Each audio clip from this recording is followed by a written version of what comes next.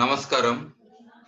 ఈరోజు డాక్టర్ గున్నా రాజేందర్ రెడ్డి గారితో మరి గత 70 సంవత్సరాల నుంచి అంటే 1947 నుంచి మనకు స్వాతంత్రం వచ్చినప్పటి నుంచి ఇప్పుడు ఏవైతే వ్యవస్థలో ఎస్పెషల్లీ మన అగ్రికల్చర్ గాని, తర్వాత ఈ యొక్క హెల్త్ అంటే ఆరోగ్య పరంగా ఏవైతే మార్పులొచ్చినాయో అంటే వైద్య రంగంలో, విద్యా రంగంలో మరియు ఈ యొక్క ఇండస్ట్రియలైజేషన్ అంటే ఈ యంత్రాంగం ఇవైతే యాంత్రీకరణ జరిగిందో, సో ఇవన్నీ గూడా ఏవైతే చేంజెస్ వచ్చినాయో, మరి ఈ రోజు అంటే ఈ మార్పులకు అనుగుణంగా అంటే ఏవైతే ఇప్పుడు మనం ముందటికి ఎళ్తున్నామో డెవలప్‌మెంట్ అనే పద్ధతిలా, మరి నిజంగా గూడా కొన్ని వెనకకెళ్ళి చూసుకోవాల్సిన అవసరం ఉన్నది. ఎందుకంటే నిరంతరత అనేది మనకు పాత పద్ధతులలో చానా కనబడ్డది. మరి ఆ నిరంతరత అనేది ఇప్పుడు ఈ కొత్త పద్ధతులలో ఉందా? లేదా? అనేది పెద్ద ప్రశ్నగా మారిపోయింది.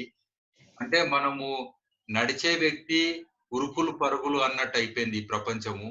ఒకప్పుడు ఒక జీవితం అంటే ఇన్ని సంవత్సరాలు జీవించిన ఒక మెమరీ ఉంటుండే ప్రతి మనిషికి. అంటే తను ఆలోచన చేసినా గాని తక్కువ జీవితం ఈవెన్ మనం వివేకానందుని తీసుకోండి. తను బ్రతికింది చాలా తక్కువ రోజులే.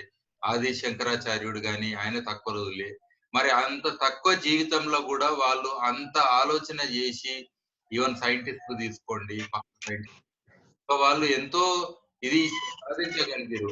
ఈరోజు జీవన పరిమాణము ఇవన్నీ మనకు పెరిగినా గాని, మరి ఈరోజు ఆ పరిస్థితులు మనకు అనిపిస్తలేవు. అంటే ఒక మనిషి యొక్క జీవితము మంచిగా అంటే సార్థకమైతుంది అన్న ఆలోచన లేదు. ఎందుకంటే 20, 25 సంవత్సరాలు ఈ యొక్క ఎడ్యుకేషన్‌కి దీని యొక్క మనిషి యొక్క ఎదుగుదలకే మనం టైం వేచిస్తూ, మరి దాని ముందు ఏదైతే మార్గం ఏదైతే ఉన్నదో అంటే ఫ్యూచర్ వైపు చూస్తే మళ్ళా ఇంకా శూన్యంగానే ఎక్కువ మందికి కనబడుతున్నది. ఈ రోజు ఉన్న యువతకు.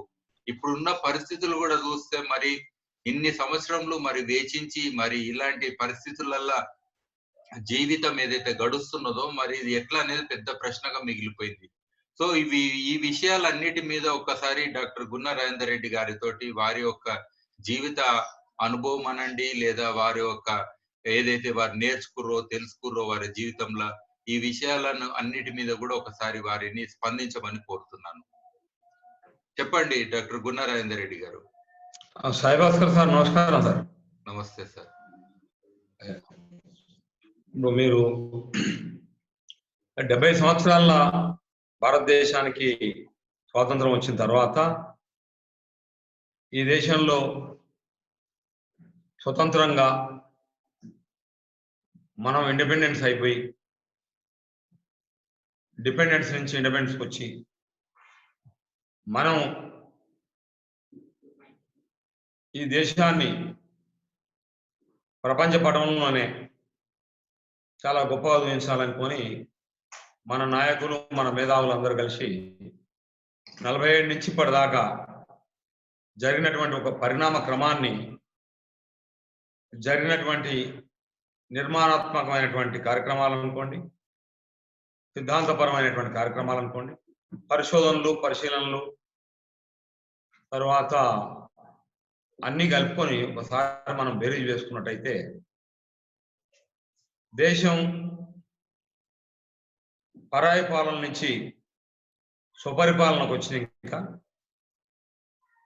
ఎప్పుడే కానీ ఏ దేశమైనా కానీ ఆ దేశం యొక్క అవసరాల నిమిత్తం ఆ గ్రామాల యొక్క అవసరాల నిమిత్తం ముఖ్యంగా భారతదేశం గ్రామీణ భారతం కాబట్టి మన విద్యా విధానం 70 ఏళ్ళల్లో స్కూల్ అనుకోండి, కాలేజీలు అనుకోండి, డిగ్రీ కాలేజీలు అనుకోండి, పీజీ కాలేజీలు అనుకోండి, విశ్వవిద్యాలయం అనుకోండి, 70 ఏళ్ళల్లో ఏమి కొత్తగా ఒక విద్యలో ఒక సుస్థిరత ఉన్నట్టు కానీ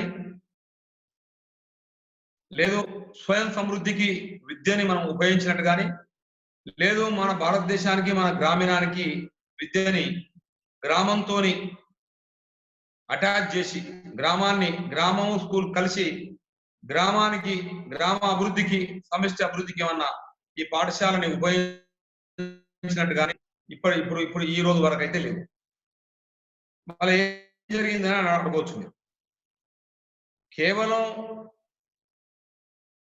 పిల్లల్ని విషయ సేకరణ కోసమే. అంటే విద్యా స్కూళ్ళు, పాఠశాలలు, కాలేజీలు, యూనివర్సిటీలు అంటే కొన్ని లక్షల మంది విద్యార్థుల్ని, కొన్ని కోట్ల మంది విద్యార్థుల్ని ఫ్యాక్టరీలలో ఇట్లా మనం పనిముట్లు తయారు చేసినట్టు చేసి మనం సమాజం మీద వదిలిపెట్టాం. అంటే ఈ దేశానికి సరిపోయేటువంటి విద్య అంటే మనకు అంటే ఇప్పుడు అమెరికా దేశం వేరు, జపాన్ వేరు, చైనా వేరు, రష్యా వేరు, ఇంకా మిగతా దేశాలు వేరు. ఏ దేశానికి వాళ్ళ యొక్క స్థానికత ఉంటది, వాళ్ళ యొక్క నెటివిటీ. భారతదేశానికి ముఖ్యంగా గ్రామీణ భారతం, గ్రామాలలో మన అవసరాలు ఏంది, మనకు మన ఆరోగ్యం కానివ్వండి, మన వ్యవసాయం కానివ్వండి, మన చిన్న చిన్న పరిశ్రమలు కానివ్వండి, మన చదువుకున్న పిల్లలు, మన వాళ్ళు ఏం చేయాలి గ్రామాల్లో. చదువు గ్రామానికి, గ్రామం యొక్క ఆత్మని ఆవిష్కరించేటట్టు ఉండాలి. అదే ఆనాడు మహాత్మా గాంధీ నయీ తాలీం అని చెప్పి స్కూలు స్వయం అంటే అది ఎలాంటి ఆజమాయిష్ కింద ఉండొద్దు, ప్రభుత్వ ఆజమాయిష్ కింద ఉండొద్దు. అది గ్రామమే పాఠశాలని స్వావలంబన దిశన స్కూల్ నడవాలి.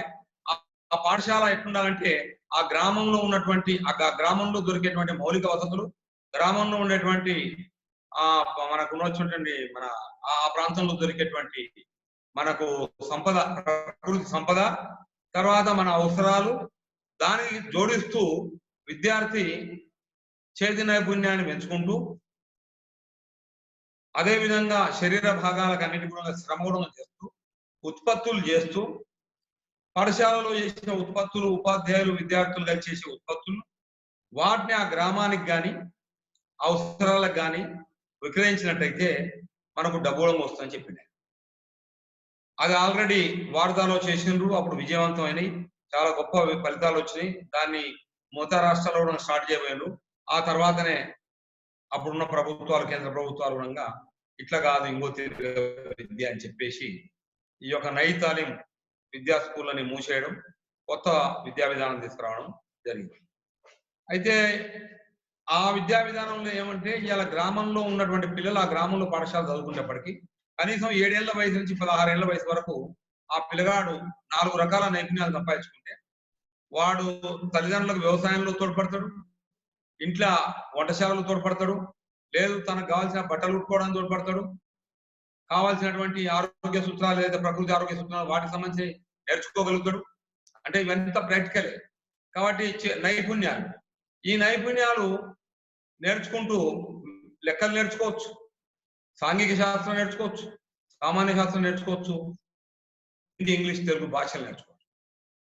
అంటే 11 సంవత్సరాల లోపల వాడు సమగ్రమైనటువంటి ఒక సంపూర్ణ మానవుడుగా, సంపూర్ణ యువకునిగా, అంటే వాడు బయటికి వెళ్తే తను రోజు ఒక 6-7 గంటలు పనిచేసి ఒక ఉత్పత్తిని సృష్టించేటువంటి ఒక గొప్ప వ్యక్తిగా, దేశభక్తునిగా, ఒక ప్రేమ, ఒక మానవత్వం, ఒక సేవ, ఈ విధంగా అందులో అందులో ఉంటాయి, నిబడీకృతమై ఉంటాయి విద్య నయీ తాలీంలో.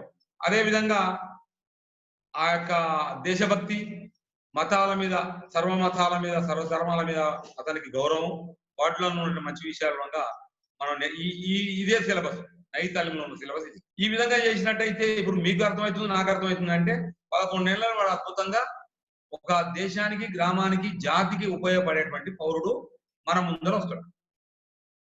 ఇది ఇట్లా ఉంటే దేశం ఇంకో తీరుగా ప్రపంచంలో మనం మిగతా దేశం, ఏ దేశంలో వాళ్ళ అవసరాలు వాళ్ళ విధానం వాళ్ళకు ఉంటుంది, వాళ్ళ సంస్కృతి వాళ్ళది. కానీ భారతదేశం ఒక ప్రత్యేకమైన సంస్కృతిలో ఉంది కదా.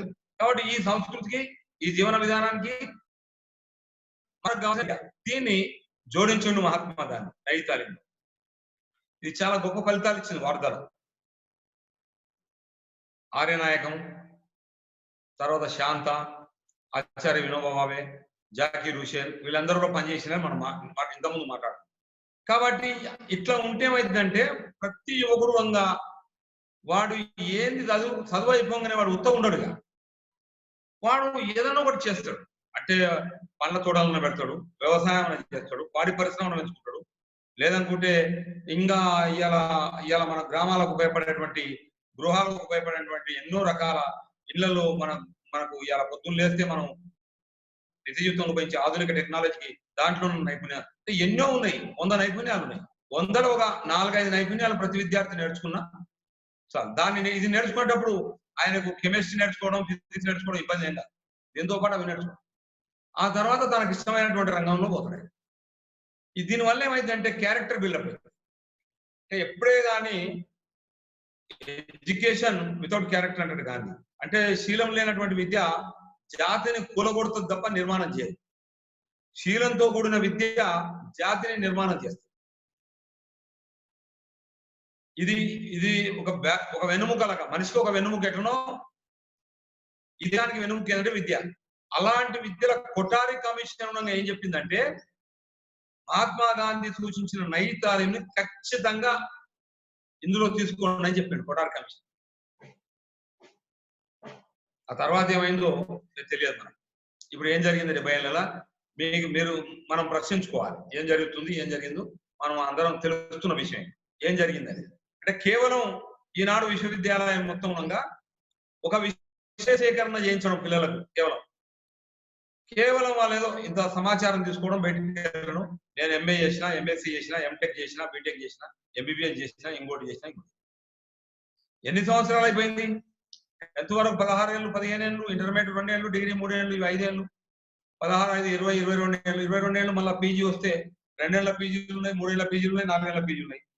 అవి 23, 26, 27 ఏళ్ళు. 27 ఏళ్ళ తర్వాత అతను గడ్డాలు మీసాలు అన్ని ఎంటికలు కూడా తెల్లగా పరిస్థితి ఏర్పడుతుంది. అప్పుడు ఆయన ఏం చేయాలంటే ఆయన ఏమంటుండే ఇప్పుడు మనం జరుగుతున్న సంఘటన ఏంటంటే మేము పీజీలు చేసినాం, మేము ట్రైనింగ్లు చేసినాం, మాకు ఉద్యోగం ఇస్తారా ఇయ్యరా? ఎవరు ఇయ్యాలి ఉద్యోగం? అంటే ఇది కరెక్ట్ విద్యా విధానం అని నేను అనుకుంటలేను. ఇది 100% సైంటిఫిక్ గా శాస్త్రీయ ఇది తప్పిది. అంటే మనం ఎక్కడికో వెళ్ళిపోయినాం. జాతి నిర్మాణ సంగతి పక్కెడితే మన చదువులు మొత్తం కట్టుబండలు అయిపోయి పిల్లలంతా ఆగమైపోయి వాళ్ళ జీవితాలు, వాళ్ళ వయసు, వాళ్ళ శక్తి మొత్తం దాన్ని ఏంటికి వనికి రాకుండా మనం తయారు చేసిన విధానం ఇది. ఇప్పుడు దాంతో పాటే ఇప్పుడు మీరు చెప్తున్నటువంటి స్కూళ్ళు, గవర్నమెంట్ స్కూళ్ళనే ఎందుకు మనం నైపుణ్యాన్ని మనం పెంచకూడదు?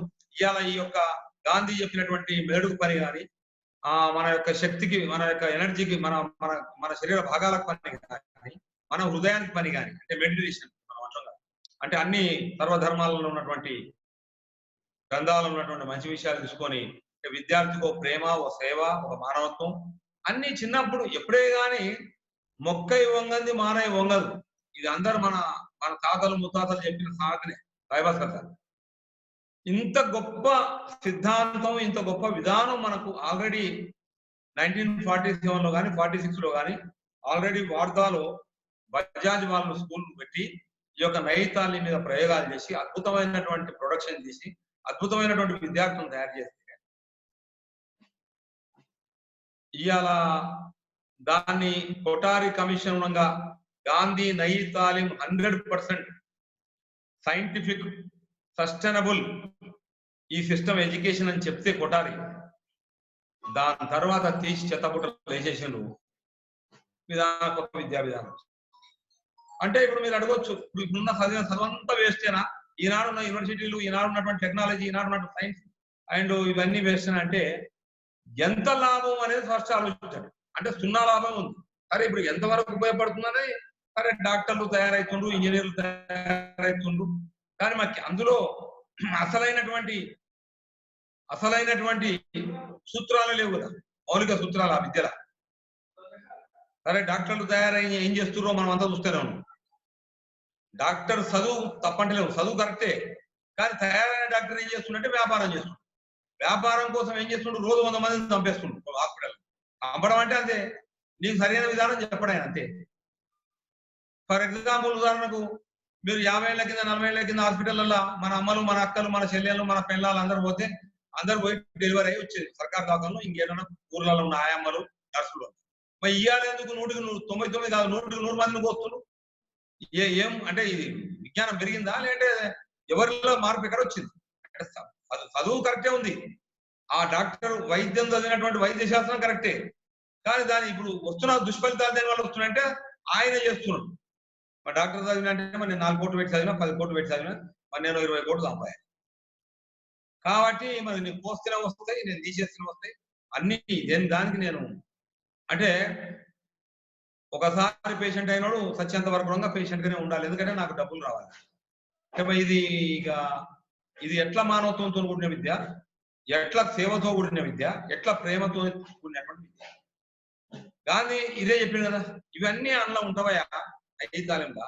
దాన్ని ఏదైతుంది, ఏ సిద్ధాంతం మంచుకుంటే, ఏ విషయం మంచుకుంటే దీన్ని పాటిస్తే మనకు మంచి జరుగుతుంది, దేశానికి సమిష్టిగా అందరికి లాభం, అందరికి మంచి మేలు జరుగుతుంది అన్నప్పుడు, సమిష్టి ప్రయోజనం ఉన్నప్పుడు మరి దాన్ని ఎందుకు పాటించలే 70 ఏళ్ళ?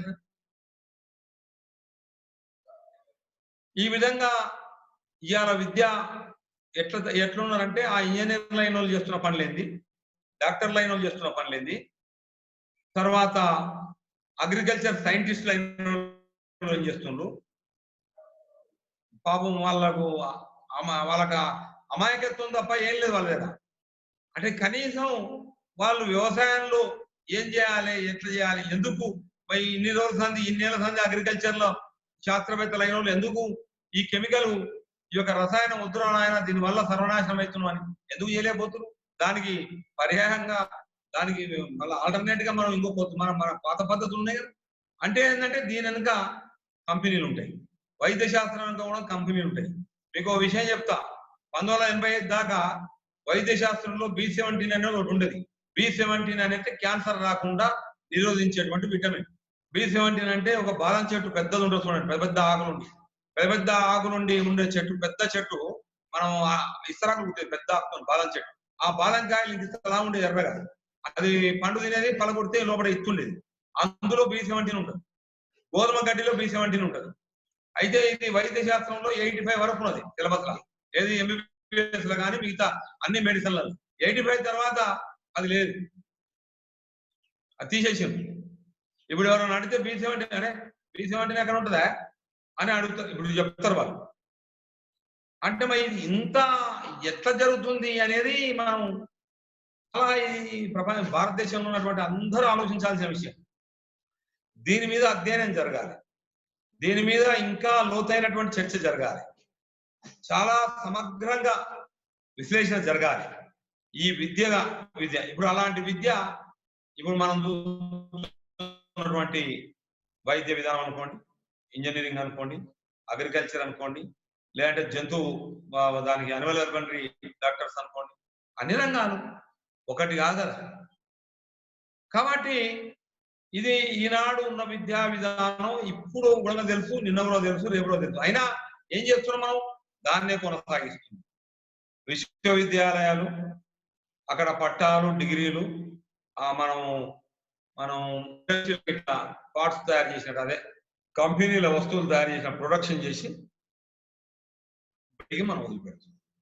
ఇవాళ ఇన్ని రకాలుగా వచ్చినటువంటి ఇన్ని కోటాను కోట్ల మంది, లక్షలాది మంది విద్యార్థులు వాళ్ళు స్వయంగా ఒక్క పని చేసుకుని కూడా వాళ్ళకు నైపుణ్యం లేకపోయింది. కాబట్టి దీన్ని సరి చేసుకోవాల్సిన అవసరం వచ్చింది, యూటర్న్ తీసుకోవాల్సిన అవసరం వచ్చింది. దీనికి ఎక్కడో ఒక విద్యా సంస్థ ప్రారంభించాలి. దాంట్లో మనం ఈ విధానాన్ని, ఇప్పుడు ఉదాహరణకు రామానంద తీర్థ యూనివర్సిటీ అని అప్పుడు పివి నరసింహారావు గారు ఉన్నప్పుడు పోచంపల్లిలో ప్రారంభించింది. అదేంటంటే MAలు PhD సంగతి పక్కన పెట్టి, ఆయన 10th ఇంటర్మీడియట్ ఫెయిల్ అయిన పిల్లలు రాండ్రా బాబు అని రామానంద తీర్థ గ్రామీణ విశ్వవిద్యాలయం అని పోచంపల్లి ఉంటుంది. మేము ఎప్పుడు పోతుంటాం, రెగ్యులర్ పోతుంటాం, మనకు గాంధీ సంస్థలకు సంబంధం అది. అక్కడ ఇప్పుడు మనం 30-40 కోర్సులు ఉంటాయి అక్కడ. 3 నెలలు 4 నెలలు అక్కడ హాస్టల్ ఉంటుంది, పిల్లలు తినాలి, వాళ్ళు భోజనానికి మాత్రమే డబ్బులు కట్టుకుంటారు, మిగతా ఫ్రీ ఉంటుంది. అక్కడ ట్రైనింగ్ అయ్యి వాళ్ళు బయటకు వచ్చి కొన్ని వేల మంది, లక్షల మంది విద్యార్థులు అక్కడి నుంచి, అంటే 2 రాష్ట్రాలు, సమైక్య రాష్ట్రం వచ్చి వాళ్ళు స్వతంత్రంగా, వాళ్ళ సొంతంగా వాళ్ళ కాలం మీద వాళ్ళు బతుకుతుంది. ఆడపిల్లలు కానివ్వండి, మగపిల్లలు కానివ్వండి. దానికి పెద్ద క్వాలిఫికేషన్స్ అవసరం లేదు, చేతి నైపుణ్యాలకు అది అక్కడ నడుస్తుంది. దానికి సరే ఇప్పుడున్న పరిస్థితి అంటే చాలా జీతాలు మనకి చేయలేటువంటి పరిస్థితిలో ఉంది. అది చాలా దారుణంగా అక్కడ ఉన్నటువంటి స్టాఫ్ కానీ, ఆ బిల్డింగ్ లో సున్నవేసే పని కానీ, ఆ 100 ఎకరాలలో కనీసం చెట్టు పెట్టే పరిస్థితి కానీ, నవనీతరావు గారు అని వైస్ ఛాన్సలర్ ఉన్నప్పుడు మహానుభావుడు, ఆయన దాన్ని ఒక ఎలిగేటట్టు చేసింది. గౌరవనీయులు పెద్దలు నవనీతరావు గారు ఉస్మానియా యూనివర్సిటీ కూడా వైస్ ఛాన్సలర్ ఉండే. ఆయనే తదుపరి కాలంలో అది ప్రారంభమైనప్పుడు ఆయనే వైస్ ఛాన్సలర్ ఉండే. రామానంద తీర్థం పోతే ఒక వెలుగు వెలిగించింది దాన్ని. నిజంగా విశ్వవిద్యాలయం ఎట్లుంటది, గ్రామీణ విశ్వవిద్యాలయం అది పని నైపుణ్యాలకు సంబంధించి గాంధీ చెప్పిన విధానానికి ఎట్లుంటది అని చెప్పి. కానీ ఈ రోజు దాంట్లో నీళ్లు కానీ, కరెంటు బిల్లులు కట్టే పరిస్థితి కానీ, తర్వాత గోడలకు సున్నవేసే పరిస్థితి కానీ ఇప్పుడు లేదు. నేను భవిష్యత్తు అదే ఇప్పుడు దాని సబ్జెక్ట్ అది వేరు. కానీ ఈ విద్యా విధానం వల్ల మనం 70 ఏళ్ళు పోయినాం సాయిబాబా. మరి 70 ఏళ్ల ప్రయాణం తర్వాత ఇవాళ ఏమైంది లాస్ట్ కంటే, ఇక్కడ ఉన్న పిల్లలు ఇంటర్మీడియట్ లో ఆత్మహత్యలు చేసుకోవడం. ఇందులో మన కార్పొరేట్ విద్య వచ్చిందా? సరే, మన విద్య మనది ప్రభుత్వ విద్య ఇట్లా ఉంది. ప్రభుత్వ విద్య అదే, కార్పొరేట్ విద్య అయితే ఇంకా ఇంకా గ్రిడి, ఇంకా దాన్ని ఏమంటారు, పట్టి పిండడం అంతే. పట్టి పిండేయడం అంతే. పిల్లలు పిండేయడం, పేరెంట్స్ పిండేయడం, మొత్తం పిండేయడం. ఆ పిల్లలు ఆత్మహత్యలు చేసుకోవడం. అంటే రైతులనే ఆత్మహత్యలు అనుకుంటున్నారు. విద్యా వ్యవస్థలో ఆత్మహత్యలు, విద్యలోనూ ఆత్మహత్యలు చేస్తున్నాడు. వరుస పేపర్ల టీవీలలో నాకు ఇష్టం లేక చచ్చిపోతున్నాను ఓడు, అసలు ఈ నాకు తట్టుకోలేకపోతున్నాయి, నా మీద, నా తలకాయ మీద బొక్క కొట్టి, నా మీద ఒక గరట పెట్టి, ఆ గరట నాడు వస్తా ఉన్నాడు నా మీద, ఆ పోసి నాకు అయితే లేదు. ఒక బాటిల్లో ఒక 100 నీళ్ళు వస్తే నింతది అంతే. కానీ నువ్వు బిందె నీళ్ళు తీసుకొని ఆ బాటిల్లో వస్తా ఉంటే ఎడైతుంది. నేను మీద అంతా వేరే వస్తుంది. విద్యార్థి కూడా మెంటల్ ఎబిలిటీ అని ఉంటుంది, ఐక్యూలు ఉంటాయి. 35 నుంచి 45, 45 నుంచి 55, 55 to 65, ఐక్యూ 140 దాకా ఉంటుంది పిల్లలు. ఈ విధంగా పిల్లల ఐక్యూ ఉంటుంది. అందరు పిల్లలు మామూలుగా సహజంగా ఉంటారు. అయితే వాటిని కొద్దిగా వీళ్ళు ఎన్నుకునే విధానం, వీళ్ళు చెప్పే విధానం. క్లాసుల వెళ్ళగొట్టగానే క్లాసుల టీచర్ వచ్చినా పాట చెప్పు, నువ్వు ఇష్టం ఉండు, ఇష్టం లేకపోయిను అంతే. ఇంటే ఇను లేకపోతే నిద్రపో. అట్లా కాదు కదా. గాంధీ ఏమంటాడు నైతాలేంట, పిల్లల యొక్క అభిరుచులు చూసి, వాళ్ళు ఏ విధంగా వాళ్ళకి ఎందులో నైపుణ్యం ఉందో చూసి దాన్ని తీసుకొని ముందరకు పోను. అద్భుతంగా వాళ్ళు నువ్వు ఇట్లా చూపించగానే వాళ్ళే స్టార్ట్ చేస్తారు. నువ్వు ఖాళీని చూపించాలంతే, మిగతా అంతా అలా చేస్తావు. నువ్వు చూస్తున్నావు, తప్పు చేస్తున్నావు. దాంతోపాటు సిలబస్ సబ్జెక్ట్ వస్తుంది, దాంతోపాటు లాంగ్వేజ్ వస్తాయి, సైన్స్ వస్తుంది, మ్యాథ్స్ వస్తుంది, ఫిజిక్స్, కెమిస్ట్రీ, బయాలజికల్ వస్తుంది.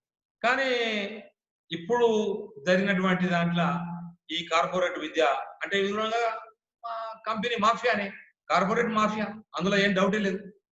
మరి ఎన్ని కుటుంబాల తల్లిదండ్రులు కడుపుకోత గురైన, ఎంతమంది పిల్లలు ఆత్మహత్యలు చేసుకున్నారు? వాళ్ళకి జరిగినటువంటి న్యాయం ఏంటి అంటే 2 రోజులు పేపర్లు రాసుకోవడం, 3 రోజులు టీవీలో చూసుకోవడం, 4 రోజులు రావడం, మర్చిపోవడం, అంతే కదా. మరి 70 ఏళ్లలో మనం ఏ లెక్కన మీరు అంటున్న సస్టైనబుల్ డెవలప్మెంట్ గోల్స్ అని, ఆ సస్టైనబుల్ డెవలప్మెంట్ గోల్ లో ఇది ఏమైనా కనీసం కన్సూప్ మేర ఉందా భారతీయ విద్యా విధానం? కనుసూపుకు అరేగా లిటరసీ 100%. అక్షరాస్యత వేరు, విద్య వేరు. విద్య అనేది జాతి నిర్మాణానికి ఆ విద్యార్థి, ఆ పౌరుడు ఉపయోగపడాలి. అది విద్య, అసలైన విద్య. అంతే తప్ప అక్షరాస్యత అనేది విద్య ఎట్లయితుంది? అక్షరాస్యత వేరు. ఇప్పుడు మనం చేస్తున్నది విద్యార్థులు కాదు. కాకపోతే 4 ఇంగ్లీషు, 4 హిందీ, 4 తెలుగు ముక్కలు బ్రహ్మాండం మాట్లాడతారు పిల్లలు. ఇవాళ యూనివర్సిటీలకు వెళ్ళి పట్టాలు తీసుకొని డాక్టరేట్ అనేది పిహెచ్డి చేసుకొని తీసుకుంటున్నారు. వాళ్ళకి అదే ఉంది కాబట్టి అదే చేస్తున్నారు. వాళ్ళ ముందర అదే ఉంది కాబట్టి అదే చేస్తున్నారు. వాళ్ళకి ఇది కాదు, నాకు ఇది చేయండి చిన్నప్పటి సరే మనం, నువ్వు అదే బేసిక్ ఎడ్యుకేషన్ నుంచి, ప్రైమరీ ఎడ్యుకేషన్ నుంచి నువ్వు తీసుకురా, 11 ఏళ్ళు దాన్ని ఆ తర్వాత వాళ్ళకి ఇష్టం ఉంటే వాడు రీసెర్చ్ చేస్తాడా, సైంటిఫిక్ పోతాడా. ఎగ్జాంపుల్ చెప్తాం మీకు. థామస్ ఆల్వా అని ఉన్నాడు. థామస్ ఎడిసన్ ఆల్వా అనేటోడు వాడికే 3 నెలలు పోయాడు. తల్లిదండ్రులు బలంతా పంపిస్తూ 3 నెలలు వాడి ఇంట్లో లాబొరేటరీ పెట్టుకొని పరిశోధన చేసుకొని. సార్, మీరు ఎస్పెషల్లీ ఎడ్యుకేషన్ సెక్టర్ కి చాలా మీకు అనుబంధం ఉన్నది. ఎందుకంటే మీ ద్వారా ఎంతో మంది ఈ టీచర్స్ గా ఎదిగిర్రు, లేదా మీ యొక్క సపోర్ట్ తోటి వాళ్ళకి చాలా అంటే ఈ ఫీల్డ్ రావడానికి, టీచింగ్ అనే సైడ్ రావడానికి కూడా ఎంతో దోహదం అయింది. అంటే ఇప్పుడు మీరు చెప్పిన ఎస్పెషల్లీ ఎడ్యుకేషన్ అని అన్నారు కదా, ఒరిజినల్ గా మీరు ఏదైతే ఎడ్యుకేషన్ గాంధీజీ చెప్పిన, ఈవెన్ రవీంద్రనాథ్ ఠాగూర్ గారు చెప్పిన, లేదా మన గురుకుల్ ఎడ్యుకేషన్ సిస్టమ్ ఏదైతే ఉండేనో ఒరిజినల్ గా, ఎప్పుడైతే గురు బ్రహ్మ, గురు విష్ణు, గురుదేవో పరమేశ్వర అని ఒక మాట కూడా అన్నారు. అంటే గురువుని మన తల్లిదండ్రుల కంటే కూడా వారిని ఎంతో ఇదిగా కొలిచిరు. అంటే ఒకప్పుడు అంటే టీచర్స్ రోల్ కూడా చాలా ఇంపార్టెంట్. రెండోది ఏమైందని అంటే ఇది ఇంపోర్టెడ్ అయిపోయింది మనకు ఎడ్యుకేషన్ సిస్టమ్ అనేది. ఎప్పుడైతే ఈ ఇండస్ట్రియలైజేషన్ రావడము, అట్లనే బ్రిటిష్ వాళ్ళు వచ్చి ఈ కొత్త ఎడ్యుకేషన్ సిస్టమ్ ని ప్రవేశపెట్టడము, ఆ ఇండస్ట్రియల్ దానికి రిక్వైర్మెంట్ కోసము వీళ్ళని తయారు చేయడము ఎడ్యుకేషన్ సిస్టమ్ లా, అంటే ఓ రకంగా ఒక నట్టు బోల్ట్ లాగా వాళ్ళని అందులో భాగం చేయడం, ఆ మిషనరీలో భాగం చేయడం అన్నట్టు అయింది. కానీ ఒక వ్యక్తిగా, అంటే ఒక ప్రతి వ్యక్తికి ఒక ఆత్మ అనేది ఉంటది, ప్రతి వ్యక్తికి ఒక ఆలోచన ఉంటది, ఒక దృక్పథం ఉంటది, ఒక లక్ష్యం ఉంటది. మరి ఇవన్నీ కూడా వెలికి తీసేటట్టు విద్యా విధానంలో ఛాన్సెస్ తక్కువగా వచ్చినాయి. అయితే ఈ గురువులు ఎవరైతే ఉన్నారో ఒకప్పుడు, అంటే ఒక గురువు సిస్టమ్ ఎట్లుండేనంటే, శిష్యులు వారు ఏదైతే సాధిస్తారో అదే పెద్ద గురు దక్షిణ.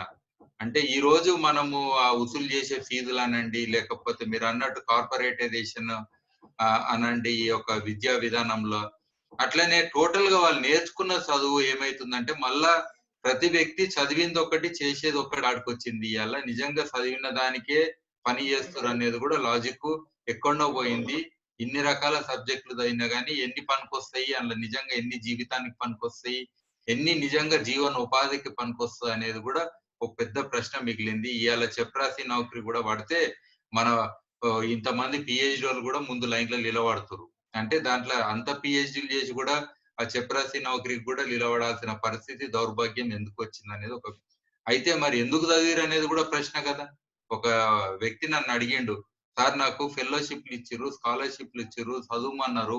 మరి నేను చదివినా, మరి ఈ రోజు ఏ నోటిఫికేషన్ పడతలేదు. మరి నాకే నౌకరీ కూడా వస్తలేదు. మరి నాకెందుకు ఇంత ప్రోత్సాహకాలు ఇచ్చి చదువు చదువు అన్నారు" అనేది ప్రశ్న ఆయన అడిగిన దానికి నిజంగా నా దగ్గర జవాబు లేకుండే.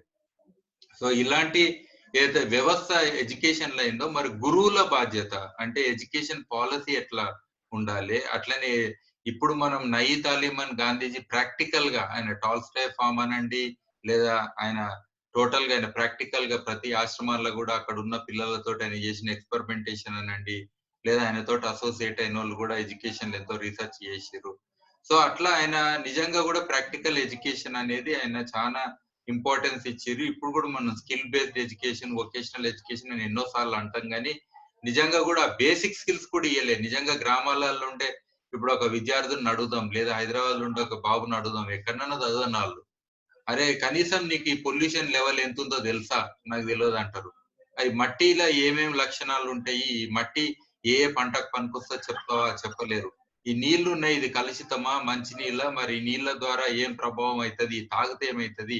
దీని ద్వారా ఏమేం వెక్టర్స్ అనే డిసీజెస్ వస్తాయి రకరకాలు, అది చెప్పలేరు. అంటే బేసిక్ తమ పర్యావరణాన్ని గూడా వాళ్ళు అర్థం చేసుకునే అంత మినిమమ్ జ్ఞానం గూడా లేకుండా పెద్ద పెద్ద బుక్కులు చదివేసి మళ్ళా 100కు 100 మార్కులు తెచ్చుకొని మరి అలాంటి పరిస్థితి ఎందుకు తెస్తున్నాం? బేసిక్ మినిమమ్ సర్వైవల్ ఎడ్యుకేషన్ గూడా ఇయ్యనప్పుడు, మనకు తెలుసు అక్కడ కేదార్‌నాథ్‌లో పోయినోళ్ళు, వరదల పోయినోళ్ళ కంటే గూడా గడ్డ మీద ఉన్నోళ్ళు గూడా ఒక్కరోజు సర్వైవ్ కాలేక, ఆ ఉన్న పరిస్థితులను అధిగమించలేక వాళ్ళు అక్కడ ఎక్కడోళ్ళు అక్కడ చనిపోయిన పరిస్థితి గూడా మనం చూసినాం. అంటే వాళ్ళు చదువుకున్నోళ్ళు లేరా? Highly educated. ఇప్పుడు గూడా కరోనా వైరస్‌ల ఎవరు తప్పిదాలు ఎక్కువ చేస్తుర్రంటే ఊర్లల్లో చాలా నియమాలు పాటిస్తుర్రు. వాళ్ళ ఎడ్యుకేషన్ అనేది చెప్పుకోనీకే పరిమాణాల ప్రకారం అని చెప్పనీకి పెద్ద పెద్ద చదువుతారని అనరేమో గానీ, వాళ్ళు చాలా పాటిస్తుర్రు. నిజంగా వాళ్ళకి కామన్ సెన్స్ ఎక్కువున్నది.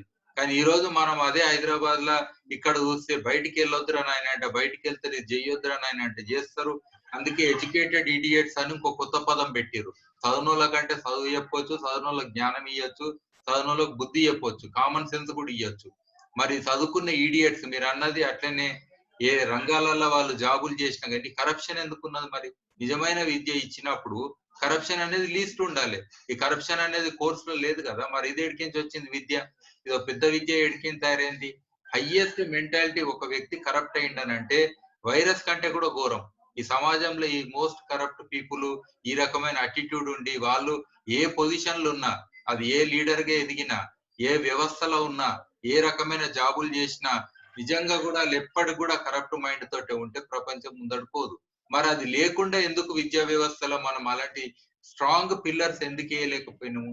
సో అంటే మీకున్న చానా అనుబంధం, ఎస్పెషల్లీ టీచర్స్ తోటి మీకున్న అనుబంధంతోటి, ఎడ్యుకేషన్‌లో మీకున్న చానా దృక్పథం గాని, ఆలోచన గాని, విధానంతోటి ఒక్కసారి ఇలాంటివి ఎలా మనము చేంజ్ చేయొచ్చో సారి చెప్పండి సార్ మీరు.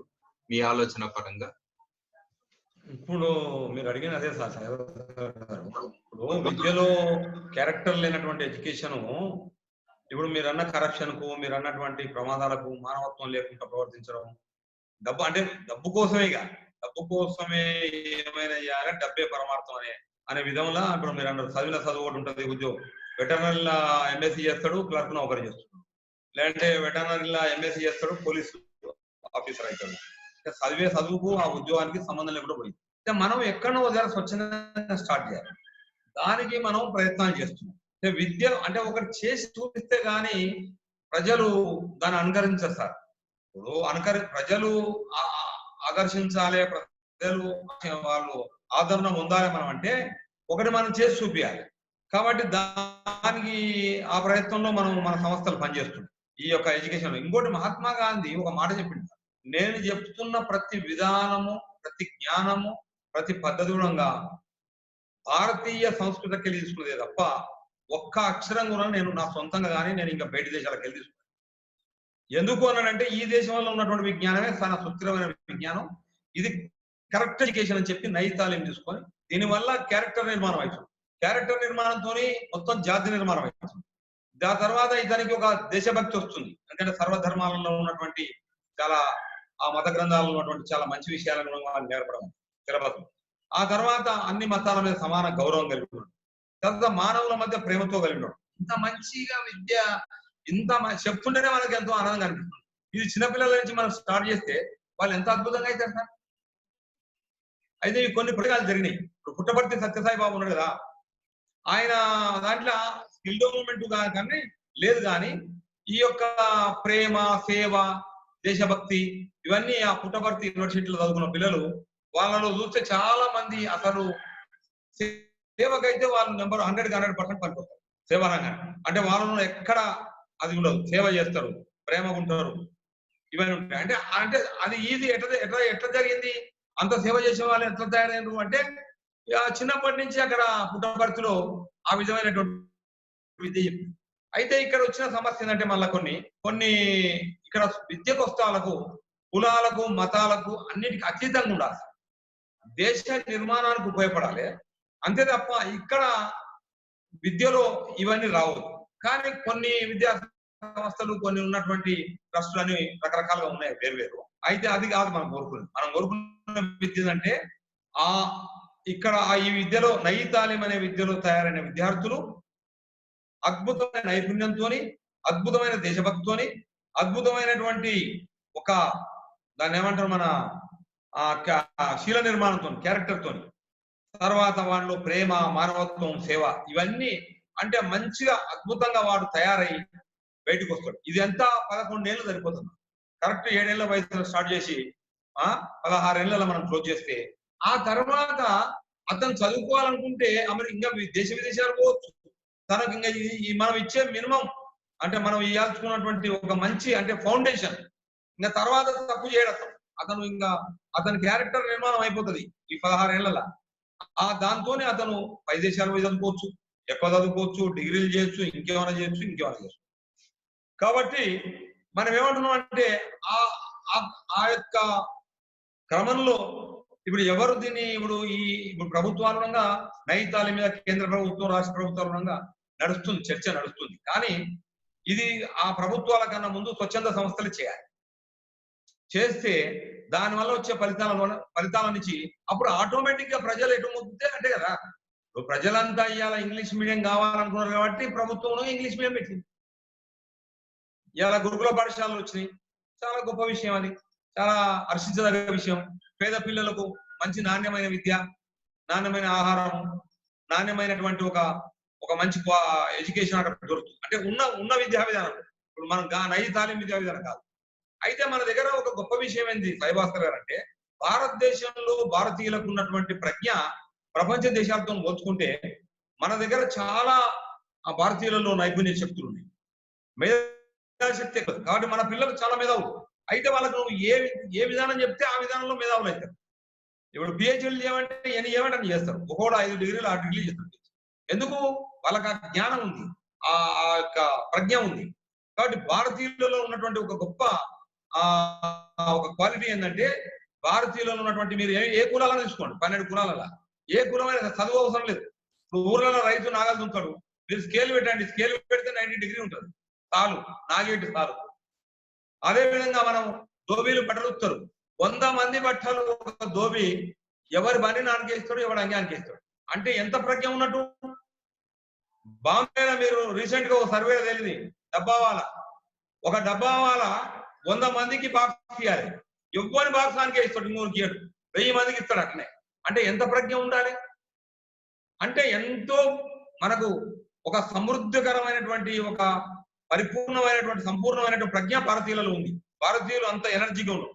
ఇలాంటి వారికి నైతిక విద్యా విధానాన్ని మనం ఇంట్రడ్యూస్ చేసి, ఒకవేళ కావాలంటే నైతాలింలో ఇంకేమన్నా ఇప్పుడున్న కాలానికి పరికరాలు ఉంటే పక్కకు జరుపుతాం, పోయిందే ఉంది. గాంధీ ఇట్లనే చెప్పిండు, గోసి పెట్టుకోని ఎవరు చెప్తలేడు. గాంధీ గోసి పెట్టుకున్నాడు, చేతుల కర్ర పట్టుకున్నాడు ఎవరు చెప్తలేరు. గాంధీ చెప్పిన నైతాలింలో చెప్పిన ఫండమెంటల్స్, తర్వాత జాకీర్ హుసేన్, రవీంద్రనాథ్ ఠాగూర్, తర్వాత ఇంకా మార్జరీ సెక్స్, ఇలాంటి వాళ్ళు ఒక బ్రిటిష్ టీచర్ మార్జరీ సెక్స్ అని ఆమె కూడా టీచరు. గాంధీ నైతాలి మీదే ఇక ఆమె అన్ని ఆ తమిళనాడులో ఒక బెండింగ్ స్కూల్లో పనిచేసేది. ఆ టీచర్ వచ్చేసి నైతాలిలో జాయిన్ అయింది. మేము ఇది చాలా బాగుంది కదా, ఇది సైంటిఫిక్ గా ఉంది, మీరు అన్న సస్టైనబుల్ గా ఉంది, ఇక కావాల్సింది క్వాలిటీ ఉంది, సస్టైనబిలిటీ ఉంది. ఇక ఆ విద్యతోని ఈ దేశం ఎంత ఎత్తుకెళ్తుంది. భారతదేశం 70 సంవత్సరాలు అవసరం లేదు సార్, 12 సంవత్సరాలు మనం నైతాలి మీద మనం ఇంప్లిమెంట్ చేయగలిగితే ఈ దేశం ప్రపంచంలో మన విద్యా విధానమే ప్రపంచ దేశాలన్నీ తీసుకుంటుంది. కాబట్టి ఇది ప్రారంభించాలి, ఇది అవసరం. ఎందుకంటే ఇప్పుడు నష్టపోయినాం, మామూలు నష్టపోయినాం, మీరే చెప్తున్నారు కదా. ఇప్పుడు నోటిఫికేషన్ వేస్తే కానిస్టేబుల్ నౌకర్లకు వేసిన పిహెచ్డి చేసిన వస్తుంది. ఆల్రెడీ ఇప్పుడు మన పోయినసారి కూడా కానిస్టేబుల్ పిహెచ్డి చేసిన పిల్లలు చాలా మంది, నాకు తెలిసిన పిల్లలు అలా రాసిన ఎగ్జామ్ రాశారు. అంటే కానిస్టేబుల్ పోస్టులకు కూడా, క్లర్క్ చెప్పరాజు పోస్టులకు కూడా డాక్టరేట్ చేసిన వాళ్ళు వస్తారు. అంటే ఆ విధంగా ఎడెక్ట్ అయ్యారు. అంటే వాళ్ళ యొక్క మానసిక స్థితి, వాళ్ళ మైండ్ సెట్ ఇక అంటే నేను ఒక ప్రభుత్వ ఉద్యోగం. ఎందుకు ప్రభుత్వ ఉద్యోగం ఎక్కడ పడుతున్నాడు? అతనే నైపుణ్యాలు లేక. నైపుణ్యాలు ఉంటే అతను ఎందుకు పడతాడు?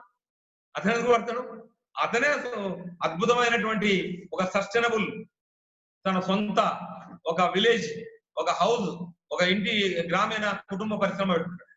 కూర్చున్న కాడ కళ్ళు మూసుకొని కంప్యూటర్ పెట్టుకొని ఇంట్లోనే నలుగురు కలిసి అద్భుతంగా చేసుకొని సమాజానికి ఏం కావాలో, ఇవాళ సమాజానికి కావాల్సిన వస్తువులు 100 రకాలు ఉన్నాయి, మనిషి కూడా పెట్టుకొని చేసుకుంటారు. అద్భుతంగా వాళ్ళు కూర్చున్న కాడ బతకగలుగుతారు. వాళ్ళలో క్యారెక్టర్ ఉంటుంది. ఇంకోటి వాళ్ళలో ఒక హృదయానికి సంబంధించిన అన్నం కదా, ఒక మెడిటేషన్, ఇవన్నీ మంచి నాలెడ్జ్ మనం పిల్లలకి ఇచ్చేది నైతాలిం. అది ఇట్లా అయిపోయింది. కాబట్టి ఈనాడు 70 ఏళ్లలో మనం విద్యా విధానంలో మన కాళ్ళు ఇరిగిపోయి, మన చేతులు ఇరిగిపోయి, మన పనులు ఊసిపోయి మనం భూమి మీద డెక్కుతున్నాం. ఇలా భారతదేశంలో విద్యా విధానం భూమి మీద డెక్కుతున్నటువంటి విద్యార్థులు. ఇది అయిందా రాయబాసర్ సార్? సార్ వింటున్నా, చెప్పండి. కాబట్టి ఇమీడియట్లీ మనం ఇది యూటర్న్ తీసుకోవాలి. ఇమీడియట్లీ యూటర్న్ తీసుకుంటే ప్రపంచంలో మనం నెంబర్ 1 ఉంటాం. ఇప్పుడు నేను మీకు ఇంకొక ఎగ్జాంపుల్ ఇస్తే, సింపుల్ ఎగ్జాంపుల్, అంటే ప్రత్యక్షంగా జరిగిన కథ అది. ఇప్పుడు ఉన్నది అంటే మన తెలంగాణలోనే ఉన్నది. అమ్మాయి పేరు జ్యోతిరెడ్డి. ఆ వరంగల్ దగ్గర విలేజ్ ఏదో. అయితే ఆ అమ్మాయి 10th క్లాస్ వరకే చదువుకుంది ఊర్లే. చదువుకున్నాక తల్లిదండ్రులు పెళ్లి చేస్తారు. ఇంకా బాగా ఊర్లలో కట్టినప్పుడు కదా, పెళ్లి చేసినాక అమ్మాయి అత్తగారింటికి పోతుంది. అత్తగారింట్లో ఉమ్మడి కుటుంబం, 3 యారాల్లో ఎవరు ఉంటారు కదా, తోడుకోడలు అందరు ఉంటారు. అయితే ఈ అమ్మాయికి ఒక తపన, ఏమన్నా చేసి నేను ఎట్లన్నా బయటపడాలి, నా 2 బిడ్డల్ని ఇంత పాలించుకోగలగాలి, నా 2 పిల్లలకి ఇంత ఆడపిల్లలకి నేను అది చేసుకోవాలి, నా భర్త నాకు సాగా, ఆయన పాపం ఆయన పని ఆయన చేసుకుంటున్న వ్యవసాయం, నేనేమన్నా చేయాలి, నా భర్త చేస్తున్న పని కాబట్టి నేను చేయాలని జ్యోతిరెడ్డి ఇవాళ 10th క్లాస్ అమ్మాయి అమెరికా పోయి ఇండస్ట్రీ పెట్టి ఇండస్ట్రీకి చైర్మన్ అయ్యి ఎండి అయ్యి ఇవాళ ఏం సార్ అంటే ఇప్పుడు అర్థమేమైంది అంటే నువ్వు పిహెచ్డీ చేస్తేనే, నువ్వు ఎంటెక్ కంప్యూటర్ చేస్తేనే కంప్యూటరా? మరి ఇవాళ ఎంతమంది ఎంటెక్ కంప్యూటర్ చేసినప్పుడు జ్యోతిరెడ్డి లెక్క కంపెనీలు పెట్టిరు. జ్యోతిరెడ్డి ఉంది ఇప్పుడు, నిలబడక మధ్య నలవడకు వచ్చిపోయింది మీటింగ్. అంటే చెప్తున్నా గాంధీ ఎడ్యుకేషన్ అంటే ఇప్పుడు జ్యోతిరెడ్డికి ఏంటంటే ప్రాక్టికల్ పోయింది. ప్రాక్టికల్ అంటే తను కష్టపడ్డది, క్రమశిక్షణ ఉన్నది. కాబట్టి తను ఆ విధంగా పెళ్ళై పిల్లలు అయిపోయినాక ఆమె తర్వాత ఏం చదువు రాకుండా, ఇంగ్లీష్ ముక్క రాకుండా అమెరికా ఫ్లైట్ ఎక్కింది. పోయింది అమెరికాలో ఉండగా తనకున్న నాలెడ్జ్ని, తనకున్న జ్ఞానాన్ని, తనకున్న క్యారెక్టర్ని డెవలప్ చేసుకుంది తప్ప ఇవాళ ఒక పెద్ద ఎంఎస్కో వాళ్ళ ఆ పేరు మీద పుస్తకం వేసింది సార్. కాబట్టి ఇప్పుడు మనం ఎడ్యుకేషన్ లో, భారతదేశంలో మనం ఇమీడియట్లీ మన విద్యా విధానంలో మనం ఖచ్చితంగా మనం యూటర్న్ తీసుకోవాలి సార్. ఇక ఇప్పుడు ఇప్పటికే అయిపోయింది అంతా. ఇప్పుడు యూటర్న్ తీసుకోకపోతే కూడా మనం బతికే పరిస్థితి లేవు. 70 ఏళ్ల విద్యా విధానం గిరి జరిగింది. ఇప్పుడు అంటే ఎడ్యుకేషన్ గురించి మనం ఇంటెన్సివ్ గా మాట్లాడుతున్నాం కాబట్టి కొన్ని విషయాలు సార్. అంటే మీరు చెప్పారు ఇండియాలో ఏది ఇంటెలిజెన్స్ అంటాము, లేకపోతే ఇంటెలిజెన్స్ చాలా ఉన్నది. అది ఎన్నో విధాలుగా కనబడుతుంటది. ఈవెన్ ఫార్మల్ ఎడ్యుకేషన్ లేకపోయినా తెలివి అనేది ఒక పదం. అది ఇచ్చింది అది. సో అదే మందబుద్ధి కాకుండా ఇంటెలిజెన్స్ అనేది ఎక్కువ ఉన్న జనాలు ఎక్కువ ఉన్న దేశం ఇది. అది ఫస్ట్ విషయం. రెండోది ఏందనంటే, అవును ఎంత నాలెడ్జ్ ఉన్నా, ఎంత ఇది ఉన్నా గానీ, ఫర్ ఎగ్జాంపుల్ లీడర్షిప్ అని అందాం. లీడర్షిప్ అని అంటే మనకు ఇప్పుడు చట్టసభలల్లో ఎవరైతే రిప్రజెంట్ చేస్తారో లీడర్స్ గా, లేదా ఇతరత్ర అంటే అదొక ఇండస్ట్రీస్ కి కూడా హెడ్ గా ఉండడము, లేదా వివిధ సెక్టర్స్ కి దాని యొక్క బాస్లు ఎవరైతే ఉన్నారో టాప్ అంటే ఎవరైతే దాన్ని స్థాపించారో రిస్క్ తీసుకొని, మరి ఇట్లా వీళ్ళందరినీ చూస్తే దాదాపుగా మనకు నిజంగా చదివిన వ్యక్తులు అక్కడ పోయినట్టు కనబడే దాఖలాలు కనబడాయి. ఇది ఒకటి పెద్ద ప్రాబ్లం. ఎందుకనంటే మామూలుగా అంటే మనకేమన్నామంటే లీడర్లు ఎవరైనా కావచ్చు, చదువు పెద్ద ఇంపార్టెన్స్ కాదు అనేటక్కల ఈ యొక్క ఎలక్షన్లు అనేది అనండి, ఈ టైప్ సెక్టర్స్ అనండి, ఎక్కడైతే రిస్క్ తీసుకోవాలనండి, ఈ చదువుకున్న వాళ్ళంతా పక్కకు జరిగి ఒక రకమైన లీడర్స్ ఎదుగుతున్నారు. నిజంగా చాలా మటుకు అలాంటి లీడర్స్ ఎవరైతే ఉన్నారో వాళ్ళకు నిజంగా కూడా అంటే కొంతమంది ఏం చదువుకున్న జ్ఞాని జైల్ సింగ్ లాంటి వాళ్ళు అంటే సాధారణ ఒక లేబర్ గా ఉండి కూడా ఆయన ఒక మంచి ఐడియాలజీగా ప్రెసిడెంట్ గా కూడా అయ్యారు. మరి చాలా మంది అట్లా లేరు. అంటే వారి యొక్క అటిట్యూడ్ కానీ, వాళ్ళ ఒక హంబుల్నెస్ కానీ, వాళ్ళ ఒక కరప్షన్ కానీ, ఈ రోజు మనం ఇదే చట్టసభలో చూస్తే ఇంత శాతం కరప్ట్ ఉండ్రు, లేకపోతే ఇంత శాతం ఆల్రెడీ ఏదో ఒక కేసు ఉన్నోళ్ళే ఉన్నారు అని ఉన్నారు. మరి వీళ్ళు ఏందనంటే చదువుకున్న వాళ్ళు కూడా ఏమైతుంది ప్రాబ్లము, ఎవరు నాకు నౌకరీ ఇస్తారు, క్యాంపస్ ఇంటర్వ్యూలో నాకు జాబ్ రావాలి, అక్కడ నుంచి షార్ట్ సర్క్యూట్ అయిపోయి అంటే ఎప్పుడైనా ఒకరికి నీ విజన్ నీకన్నా ఉండాలి, లేకపోతే ఇంకొకరి విజన్ కిందనన్నా నువ్వు పనిచేయాలనేది ఒకటి సింపుల్ థంబ్ రూల్ అది. అంటే ఇట్లా చదువుకున్న వాళ్ళు వాళ్ళ ఓన్ విజన్ పెట్టుకొని, వాళ్ళ ఓన్ గోల్ పెట్టుకొని ముందడికెళ్తే నలుగురికి ఆదర్శంగా ఉంటారు. అట్లా కాకుండా ఎవరో కంపెనీలో పోయి వాళ్ళ విజన్ ని వీళ్ళు సాకారం చేయడానికి జీవితాన్ని అక్కడ దారపోయనికి కాదు కదా. అట్లనే ఇండియాలో చదివి ఇన్ని లక్షల కోట్లు మనం ఖర్చు పెట్టి, అంటే ట్యాక్స్ మనీ కూడా ఉంటది పెద్ద పెద్ద యూనివర్సిటీలో చదివితే, వాళ్ళు పోయి విదేశాలల్లో పెద్ద పెద్ద కంపెనీలకు సిఇఓలు అయ్యారు కానీ, మరి అదే వ్యక్తి ఇండియాలోనే ఒక పెద్ద కంపెనీ స్థాపించే పరిస్థితి ఎందుకు తెచ్చుకోలేదు? సో అంటే ఓ రకంగా ఏమైందని అంటే ఈ చదువుకున్న వాళ్ళకు మేబీ ఆ ఒక అటిట్యూడ్ లా ఏదైతే మనం అంటాము నేను బ్రతకాలి అనే దానికుంటే కూడా ఆ నలుగురి కోసం నా చదువు కూడా నలుగురి కోసము, ఇంకోటి ఎదగడం ఒదగడానికి, ఇది కూడా చాలా ముఖ్యమైన సార్. అది జనరల్ గా ఇగో అనేది రావద్దు. చాలా మంది కొంతమంది జరంత చదువుకోగానే వీళ్ళు చదువుకోని వాళ్ళు వీళ్ళకి ఏం తెలియదు. ఫర్ ఎగ్జాంపుల్ రైతుల్ని ఏ రకంగా అయితే చూస్తారో మనం చూస్తాం అటిట్యూడ్. ఈవెన్ ఆ వస్తువులు కొన్నా గానీ ఇప్పుడు ఈ రోజు సమాజం నిలబడ్డదంటే రైతుల మూలాన్నే కదా. మరి వాళ్ళు ఏం చదువుకురని పంట పండిస్తారు, తినొద్దు. మరి ఏం చదవనోళ్ళు కదా వాళ్ళు పండించే పంట ఇళ్లలో కూర్చొని టీవీలు చూసుకుంటా ఇప్పుడు లాక్డౌన్ అని చెప్పి ఎందుకు తింటారు మరి? అంటే వాళ్ళకి ఏమైనా రెస్పెక్ట్ ఇచ్చారా? వాళ్ళకి ఏమన్నా ఇప్పుడు వాళ్ళు అమ్మేది కూడా వస్తువులు తక్కువకే అమ్ముతారు కదా, అట్లా అని చెప్పి తర్వాత పైసలు ఇస్తారా? ఇంట్లో కూర్చొని సగం జీతం తిని మళ్ళా ఓపెన్ అయినాక మిగతా సగం జీతం కూడా నాకు వస్తుందనే అంత ఇదిగా నౌకరీలు చేయాల్సిన ఇది ఉన్నారు. మరి వాళ్ళు బంద్ అయితే ఏమున్నది? ఈ రోజు ఒక్కరైనా థ్యాంక్ చెప్పిన వాళ్ళు ఉన్నారా రైతులకు? అందరికీ చెప్తున్నారు వ్యవస్థలో, డాక్టర్లకు చెప్తున్నారు, ఊడ్చేటోళ్ళకి చెప్తున్నారు, ప్రతి ఒక్కరికి చెప్తున్నారు. మరి రైతులకు కూడా వాళ్ళు థ్యాంక్స్ చెప్పాల్సిన అవసరం ఉన్నది కదా. మరి అటిట్యూడ్ ఎందుకు లేదు ఈ చదువుకున్న వాళ్ళకు? ఒక వస్తువు కొనబోతే అరే ఈయనకు ఎంత కష్టపడితే ఇది వస్తుంది అనేది ఆలోచన ఎందుకు లేదు? నలుగురికి సహాయం చేయాలనే ఇది ఉండాలి కదా, ఒక నేచర్ ఉండాలి నలుగురి కోసం నేను అనేది. సో ఇంకోటి, చదివినం అంటే పెద్ద నౌకరీలు చేయనీకి అనేది రూల్ లేదు సార్. జ్ఞానం అనేది చూడండి, వాళ్ళు జీవితంలో సాకారం చేసుకోవడానికి జ్ఞాని కావడం అవసరం ఉంటది. దాని అర్థం ఏదో నేను దాన్ని పైసలకి కన్వర్ట్ చేస్తా, ఇంత చదివిన కాబట్టి ఇన్ని పైసలు సంపాదించాలి అని అనుకోవడం కూడా కరెక్ట్ కాదు.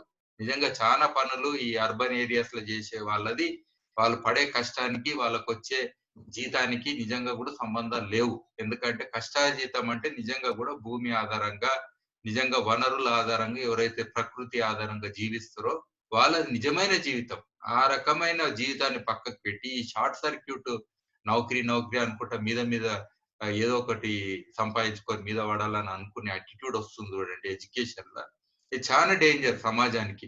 ఎందుకంటే ఈ రోజు ఇప్పుడు రిసెషన్ మొదలైందంటే ఫస్ట్ ఉద్యమం ఈ చదువుకున్నోళ్ళతోటే మొదలైతుంది. ఇంత చదివినాం ఏం చేయాలి, మాకేం రాదు, ఇప్పుడు మేము వ్యవసాయం చేయలేం, మాకు అద్దెలది. ఇవాళ రేపు ఎడ్యుకేషన్ లా ఊర్లలో చదువుకున్న పిల్లలకు కూడా ఆ నాలెడ్జ్ అనేది, ఆ చాప్టర్స్ కానీ ఏవి కూడా లేవు. వాళ్ళు ఒరిజినల్ పర్యావరణం కానీ, ఒరిజినల్ ఆ గ్రామాలలో ఉండే పద్ధతులు, పనులు అవన్నిటి గురించి ఏ చాప్టర్ లేదు. అంటే వాళ్ళు దాదాపు మధ్యాహ్న భోజనం పథకంలో ఫుడ్ తిన్నారు, బయట పడ్డరు, నౌకరీ లేదు. ఇప్పుడు ఏం చేస్తారు? ఇది ఒక పెద్ద ఛాలెంజ్ కదా. అంటే మరి ఎడ్యుకేషన్ సిస్టమ్ లో మరి ఇంత పెద్ద గ్యాప్ అనండి మీరు, ఇంత పెద్ద వాక్యూమ్ అనండి, 100 మార్కులు ఎట్లా వస్తాయి సార్? టీచర్లకే రావు. ఈ చదువు చెప్పే టీచర్‌కి 100 రావు. నిజంగా ఆళ్ళు అదే ఎగ్జామ్ రాస్తే వాళ్ళు అన్నిట్లో పాస్ అయితారా? లేకపోతే ఆళ్ళకి కూడా 100 వస్తాయా? మరి పిల్లలకు 100 ఎట్నుంచి వస్తున్నాయి? అంటే నువ్వు చేసే కరెక్షన్ సిస్టమ్ అనండి, లేకపోతే రాసిన దాన్ని ఎవాల్యుయేట్ చేసే పద్ధతి అనండి, ఇవన్నీ కూడా కరెక్ట్ కాదు. నిజంగా కూడా ఒక మనిషికి కావాల్సింది వ్యవహారికం కావాలి ఫస్ట్. తనకు కావాల్సింది తన భాష కావాలి. భాష అంటే ఏదో గ్రాంధిక భాష మాట్లాడితేనే అది భాష కాదు. వ్యవహారిక భాషనే హైయెస్ట్ భాష. అవన్నీ పక్కన పెట్టేసిర్రు. ఏవో అది సోఫిస్టికేటెడ్ భాషలు నేర్చుకొని అవి మాట్లాడితేనే నేను ఎడ్యుకేటెడ్ అనడము. అట్లా చానా ఏవైతే మనకు ఒరిజినల్ గా ట్రెడిషన్, కల్చరు, వాల్యూస్ ఇవన్నీ కూడా పక్కన పెట్టేసి ఒక కొత్త పోకడ ఏదైతే పోతున్నారో, అంటే ఆహార అలవాట్లు గాని, ఆరోగ్యపరంగా గాని, ఒక సమాజం పట్ల ఉన్న దృక్పథం గాని, ఇవన్నీ కూడా ఎక్కడెక్కడనో పోతున్నాయి. అంటే ఇవి మళ్ళా మన ఒక ఎడ్యుకేషన్ సిస్టమ్ లో రావడానికి అంటే ఒక టోటల్ రివైవల్, అంటే ఓవరాలింగ్ చేసి మనం అంటాం కూడా రీసైకిల్, రిన్యూవబుల్ అనేది చేయడం అన్నట్టు అట్లా రీజనరేట్ చేయాల్సిన అవసరము దాదాపు కనబడుతుంది సార్. అంటే విద్యా వ్యవస్థల అంటే ఈ రకమైన పరిస్థితి మనం తేవడానికి డెఫినెట్ గా ఐ థింక్ మీలాంటి వాళ్ళు ఎవరైతే విద్యా వ్యవస్థకు చాలా క్లోజ్ గా పనిచేసిరో, మీతోటి చాలా మంది గురువులు, టీచర్లు సంబంధం ఉన్నది. మీరు ఎంతో మందిని ఎంకరేజ్ కూడా చేసారు లైఫ్ లో. వాళ్ళకు బిఎడ్ కోర్సులలో జాయిన్ కావడానికి కానీ, లేదంటే వాళ్ళు టీచర్లు కావడానికి మీరు ఒక ఉద్యమం లాగా చేసిరు.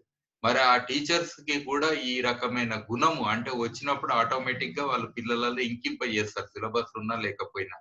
సో అట్లా అదే కాకుండా వొకేషనల్ ఎడ్యుకేషన్ ఏతుందో అది కూడా పార్ట్ ఆఫ్ ఎడ్యుకేషన్ ఎట్లా తేవాలి.